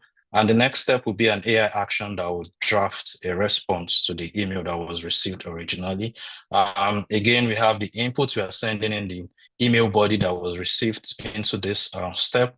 And then we have our prompt here. And then the output will be getting from this test. So I've split the output into subject line, greetings, body, and closing. And when I test this step, we should have a draft that will be created. Yeah, this is a draft from the original email received. So with this information, we're able to create a draft in Gmail. This is the email address of the lead, the subject line. I'll be sending it from this email, and then this is the body of the email. So you can see I've mapped my greetings, body, and closing here. And once I test this step, a draft will be created in my Gmail, and we'll be able to see that. So if I check my Gmail, yeah, we can see now, this is the draft email that was created just now from Gmail action in the workflow. The next step will be to store this lead in our Trello card. So I would move to the next step. So I have created a board and a list, and we'll be sending this description. This description field is fully customizable. You can, draft it the way you want based on your business needs. And we have other fields that you can fill in optionally depending on your need. So when I go ahead and test this step, we should have a card created in Trello. Yeah, this is it. We can look at this card. You can see what's just created now with the leads information. And next will be to send a notification to the requisite team to inform them about this lead. So we can see I have a channel here, the sales channel, the message text that will be sending. And then once I test this step, we'll have this information sent to the Slack channel. We're going to test this now. And yeah, this is the notification that has been sent to the channel. And finally, we'll be storing this lead in a table. I'm using Zapier table here. We have several fields here that have been pre-filled. And then we can go ahead and test this, and then we have our lead recorded in our table. Yeah, here we go. Now we have the lead in the table.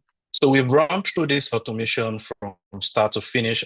When this is published and run and is running live, you'll see this thing run from start to finish in few seconds. And this will normally take someone a few minutes or a few teams to gather this information together and send it out. But then we are doing it in few seconds when we run live. I'll be moving over to the AI agents.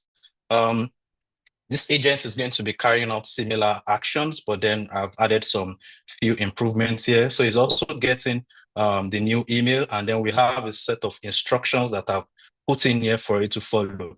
Also, if you're not very confident with drafting instructions, when you're creating this from scratch, you're able to define your goal, and the agent is able to create instructions based on the goals that you've defined. And there, in addition to some of the things we've done earlier, this AI agent is going to be doing some research online about your lead.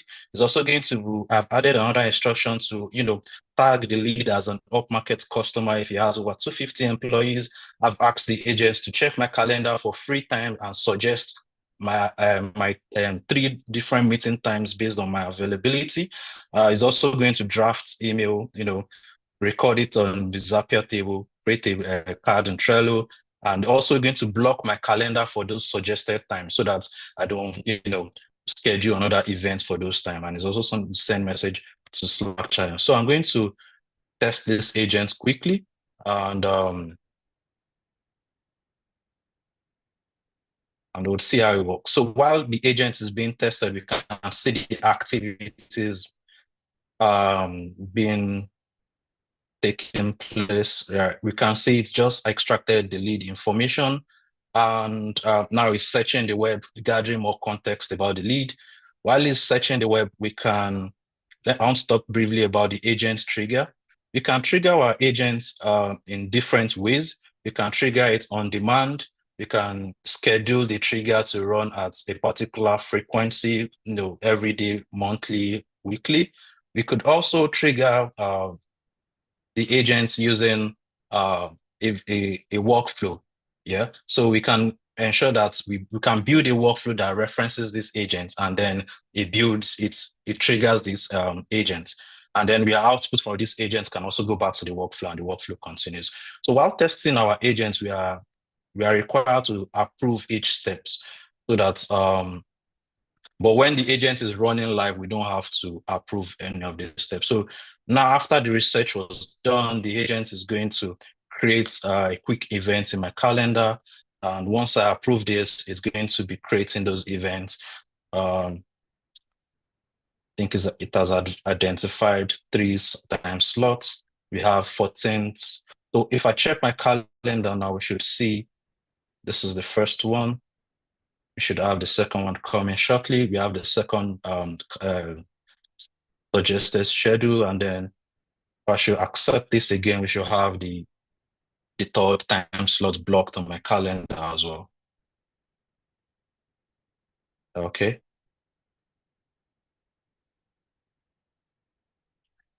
Yeah, here we go.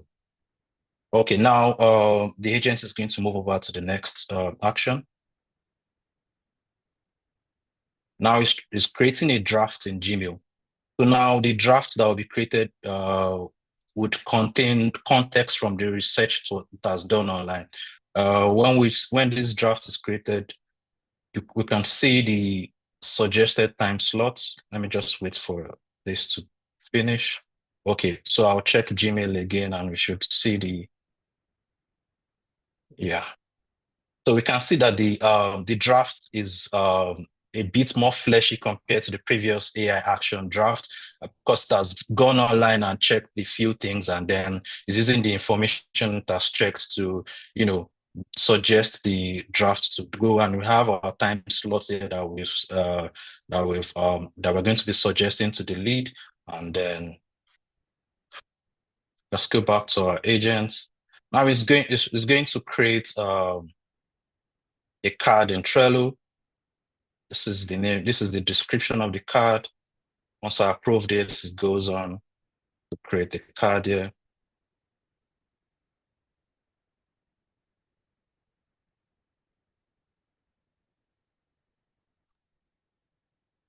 And real quick, Tamide, as you're kind of waiting for the data to pop up, what would you say is the biggest difference between an AI agent and obviously the AI Zapier workflow that's in the app? For the AI actions, they're usually preferred when you're carrying out specific actions. If you look at our workflow, we had specific AI actions for specific processes. So for instance, the first AI action was helping us to extract data, and the second one is for creating a draft email. While for for agents, you're able to give it set of instructions and is able to, just string different actions based on the instructions that we have given. Got it. So now it's just trying to create a card in Trello. When the action is completed, it goes to Trello. Yeah, we can see the card that was created.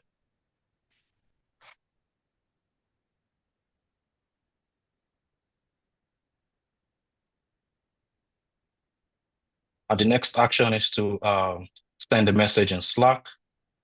You can see the text here. It's also adding the context from the research. Potential ARR is saying this is a hot prospect.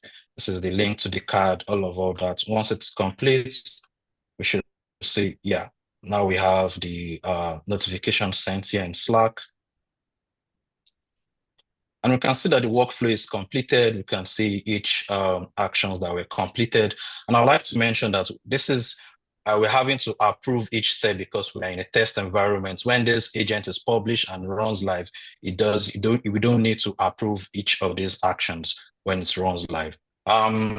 We can see from the AI actions and the AI agents that both are they're useful depending on your goal for your business. AI actions are powerful but not proactive.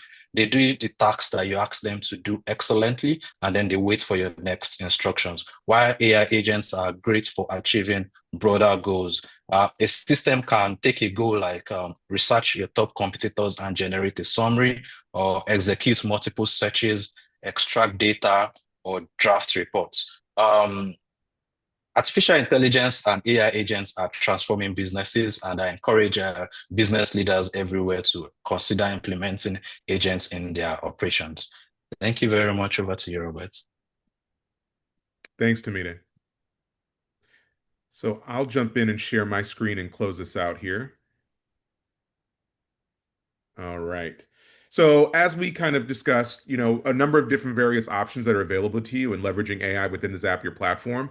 Again, our bread and butter is really around focusing on the efficiency side of your workflow automations. I saw a number of questions in the chat with regards to the types of integrations. With over 8,000 integrations, it's hard to pinpoint all the ones that are there. But trust me, if you're in the Microsoft suite, if you have productivity tools, if you're working in education, HR, finance, ops, obviously go-to-market teams, we have integrations for everyone and really can provide an opportunity for you to really dream about how you'd like to improve one of your workflows and ultimately drive some business success that way as well.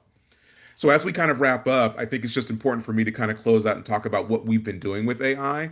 And we know that Zapier is a place to get real work done with AI, but obviously we've had over 200 million tasks. Again, those are just the different steps that are within our AI workflows that have taken place within Zapier. And over 1 million people have been using AI by Zapier for their business. So customers are using us for a number of these use cases. But again, business critical workflows, regardless of department, are things that we've been doing and so much more. So we'd love to hear your ideas there as well.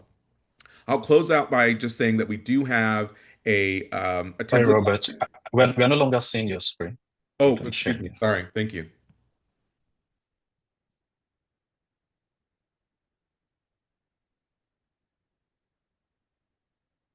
Are you seeing it now? Okay.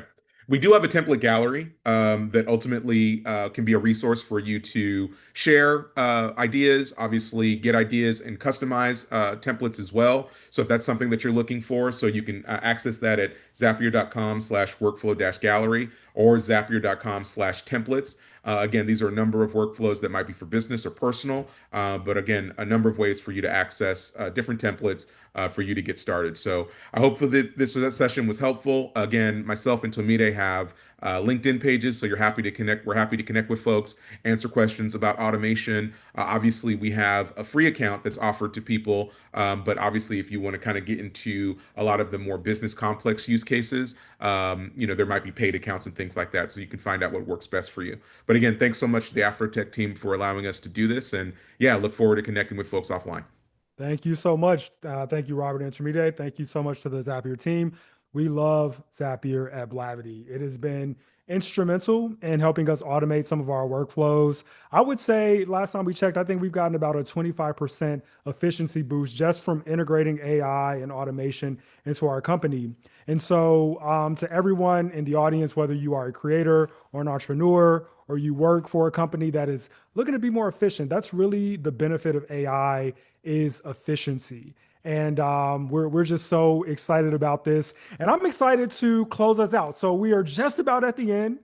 Type 1 in the chat if you have been here since the beginning, since 11:30 Eastern, 8:30 Pacific. To my West Coast people, I thank you all for being in here with us. Y'all had breakfast and lunch with us. So I really, really appreciate y'all. I see a lot of ones in the chat. So I am going to talk a bit more about AI agents, and then we're going to do some more Q&A. But we have a special gift. If you stick with us to the end, we got a special gift for you that we're going to talk about. But I'm going to go ahead and get started. Morgan, you want to share anything before I start? Yeah, I would just say, again, for those of you all who are just joining us, I know some people have kind of been in and out. We're going to send you the recording, so don't worry. We're also going to have a general conversation after Jeff's presentation, just to answer some of the general questions that have kind of come up about AI and how we think about it, as well as, where you should get started if this is your first kind of deep exposure to the power of all these tools and how we can use them. We're going to talk about it in just a few minutes, so hang on tight. So let's talk about the next evolution of AI. So I am a builder, and what I do and what I've been working on is thinking about, AI is great and it's ushered in a rush of new capabilities, but I'm thinking about the future and thinking about how we can make AI even simpler and more powerful for a broader range of workers and companies. And so I'm thinking about, with AI agents, how do we go from just this idea of agentic workflows to truly autonomous workflows? But I want to do a pulse check real quick. Type a 1 in the chat if you have heard of what an AI agent is. Like, if you're familiar with that term, type a 1 in the chat. All right, I'm seeing some chat activity. And then type a 2 in the chat if you have used an AI agent. So we've seen today that some products and platforms are building agents into their tools to do more work. And there are also others that are building specialized AI agents. So type a 2 in the chat if you have used an AI agent. And then lastly, type a 3 in the chat if you're advanced enough and you have built an AI agent, whether you used a platform like Zapier before or some other tool. If you've built an AI agent, type a 3 into the chat. And now, before I continue, I talk a lot about AI. So if you want to connect with me, you can follow me on Instagram at RelatableCTO. And you can also check me out on YouTube at That Jeff Nelson. I talk a lot about AI. That's pretty much all I talk about. Morgan and I will often do podcast episodes about AI, but I've got a lot of video content talking about the latest and greatest in AI, how to use it, and how to build with it. But let's really dive into the content. So before I begin any talk about AI, I like to ground us in some truth. And that's just how we use AI today. And AI really boils down to using it in 3 different ways. And we've seen all 3 today. With Perplexity, we saw how AI can be a source of informing, how you can use AI to analyze and do research and get information very, very quickly. AI can also be used to create. And that's what we've seen with so many of the tools like Firefly and all the great content creation tools that we've seen. And this is how most people use AI, right? When you go to Chat GPT or Claude or Gemini or whatever you're using, usually people are having AI create something, whether it's a document, whether it's an image or a video, or whether it is an email, whatever it may be, they're using AI to create. What I'm really focused on is this third use case, executing. And that's what we've begun to see with Zapier, where AI can actually do real work. It can actually go in and complete tasks and work across systems. And that part is really, really exciting. And so when we think about this, this is a spectrum, and I promise you that I did not coordinate with the Zapier team on this, but they had essentially a similar spectrum, sort of going from determinism to inference, right? Similar thing here, when you think about the lane of automation, right? That's traditionally where you tell an agent or a system what to do, when to do, and how to do it. That's what automation is. And what AI and agents are allowing us to do it's kind of make it easier. Now we can just tell it what to do and when to do it, and the AI figures out how to do it. That's really, really powerful, and it's really, really exciting. And if you want to build an agent, I know this is probably too small. You probably can't see it right. There are a couple of ways to get started. I think Zapier is a great platform. I think that they probably have the best general purpose platform for building cross-system agents. So I highly recommend you all try out Zapier and try out their agentic features. ChatGPT just released an agent feature where you can go in. This is an example. I know you can't see it, but I just went in and told ChatGPT, which is connected to Blabbety's Google Drive, to create custom pitch decks for every customer of our Talent Infusion product. That's our recruiting platform that hasn't renewed their subscription yet. And it went through and it created 63 customized decks. And all I had to do was tell it what to do. That's really, really powerful and really, really exciting. More complex, again, I know you can't see this. This is more code oriented. If you're a builder, you can easily create AI agents using something like Claude Code, where you can just create markdown files that describe the roles of your agents, what they do, what their personalities are. If some of you all remember Alicia's chat from earlier, how you kind of describe the personality of your agent, you can put those in a file and use Claude Code to actually give it prompts, and those agents can not only do work, but they can work together. That's how you can start to build some agents, right? And the general way that AI agents work is that you give it a task via a prompt, it goes to the LLM, and the LLM does some reasoning, right? It'll come up with a plan, and it will use tools. So you may have heard about this term, something called MCP, which is Model Context Protocol. The Zapier team noted that that's a way that businesses can allow their systems to be used very easily by LLMs, right? And so you can expose different tools, and then outcomes are generated. That's generally how an agent works. Seems pretty simple, right? But I said that I'm focused on the future, and I'm trying to think about, well, how to make this even easier. The reality is that today's agents are heavily task-oriented. You've got to kind of sit at your computer, write out the prompt, tell it what to do, and yes, it will go and do it. It'll go across systems, it'll search the web for you, and you can go and get a cup of coffee and come back and it'll be done, right? It saves you hours of time, but you still have to be in the driver's seat and orchestrate the entire process. Agents today are very, very task-oriented. And so I'm curious about a world of creating agents that are actually goal-oriented, right? Imagine that. Imagine if instead of giving an agent a task, I gave it a KPI. Think about that. Type a one in the chat or send some hearts if that would be really, really interesting. Think about the KPIs that you may have in your business where you're held accountable to or that you want to meet. Imagine if you could give AI KPIs instead of tasks, and your agents could continuously operate and meet those KPIs. And so I want to go back to that spectrum that I showed earlier, where we go from automation to agents, and with agents, you can tell it what to do and when to do it, and they figure out how. Well, what if you could just tell an agent why? What if you could just tell it, like, this is why you exist. This is your purpose. And the agent could figure out the what, the when, and the how. And it could operate continuously based on that core purpose. That is the vision of what I am building, and I'm really, really excited about it. And this concept is something that I call adaptive AI agents. Those are the next evolution of AI agents. An example of this is that with today's agents, you might tell it something like, book a flight for me, right? I've got travel next Tuesday. I want you to book my flight. You can go to ChatGPT right now and do this in agent mode, and what it will do is it will go on Google Flights, it'll search for you, it'll pick out flights. If it has your credit card information, it'll book, like, it'll actually do it for you. You know, you can tell it to book you a reservation for dinner, it'll go on Open Table, it'll search, and it'll do all that stuff. It's really, really cool. But the future that I'm thinking of is, what if I could just tell my agent that your goal is to manage my travel, and I want you to minimize costs, make sure that I have maximal meeting availability, and I want you to keep overall travel expenses 15% below budget each quarter. Think about that. That's the kind of stuff that I tell my team, when I tell my directors, when I talk to them, I don't give them day-to-day tasks. I give them objectives and goals. And I expect them to figure out how to meet those. The next evolution of AI is truly being able to talk to agents at this level and getting them to act reliably across systems and continuously deliver value.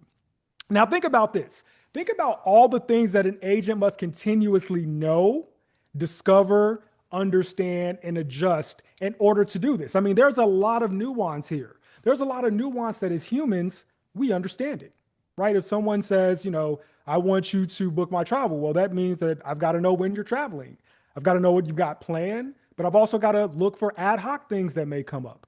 I have to know what the quarterly travel budget is. I have to know how much I've spent here. Maybe on one trip I overspent, but on another trip I can save some money. I have to know when to book the flights. If I book too early, the prices aren't optimal. If I book too late, then the prices are higher. And then I have to adjust as other things come up. Maybe there is a high profile client that can only meet tomorrow, but I've got travel. Got to be able to adjust that. Those are things that as humans, we implicitly understand.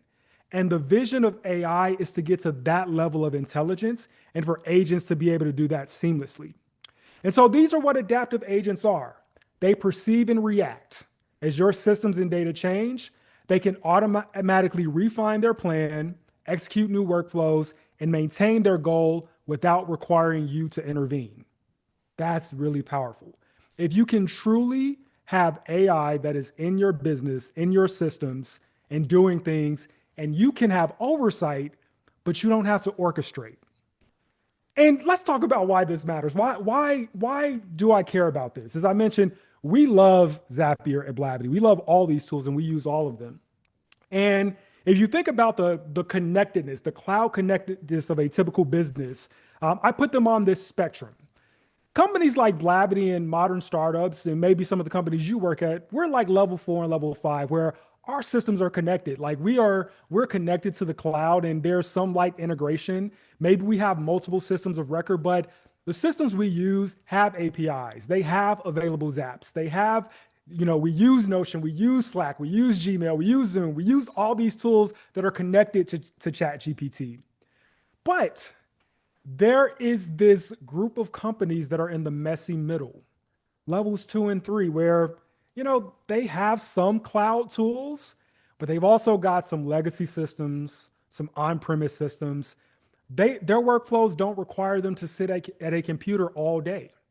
They're on a factory floor, or they're out talking to customers, or they have a shop, a physical location. This is a $10 trillion opportunity. And the revolution in AI, and especially building AI agents, has been great. But it heavily skews toward things like content creation and developers and marketing, things that are heavily online. But we want to make sure that AI benefits those who aren't as online as the rest of us. And some of you may work at some of these companies that are in the messy middle at a level 2 or a level 3. And so as I've been building this, and Morgan and I have so many conversations about this, here are the guiding principles. One, I've got to meet people where they are.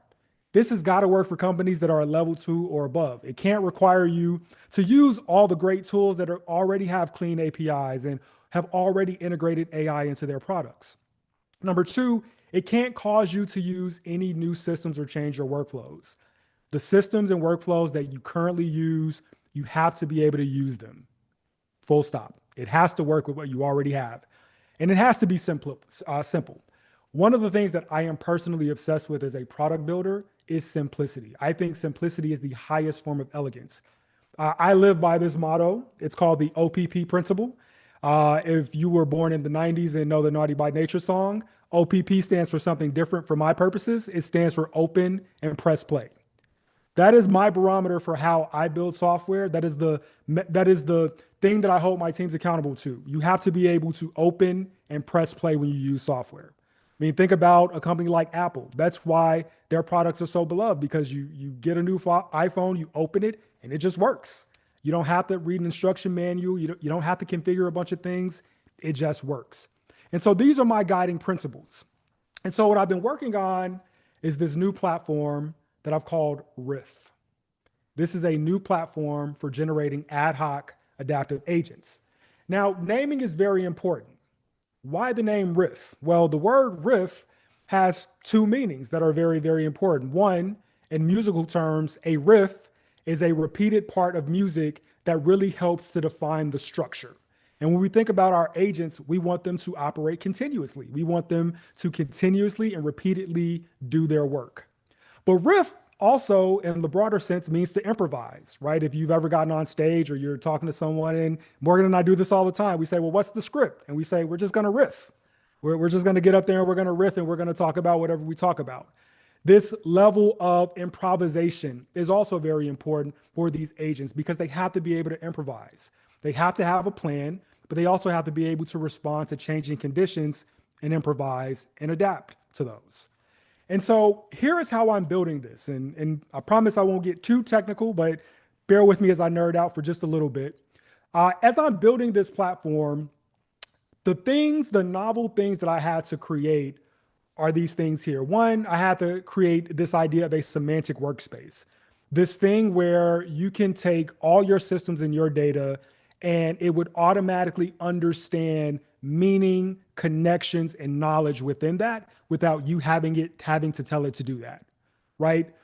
A common example of that we find at Blabity is that, we've got a lot of different systems. We have a CRM, we have, different platforms for our membership, for our AFROTECH Connect. We've got our O&O websites, our blabity.com and afrotech.com. We have so many systems where the same person, goes to all of those, but we need a single unified view of you.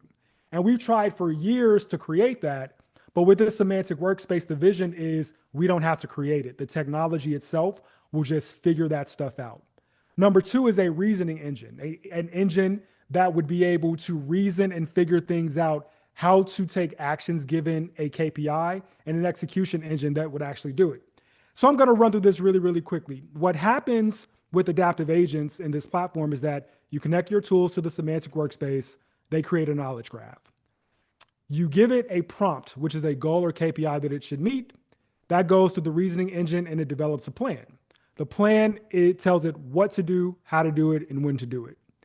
That plan goes to the execution engine, and the execution engine executes the plan and it comes up with outcomes.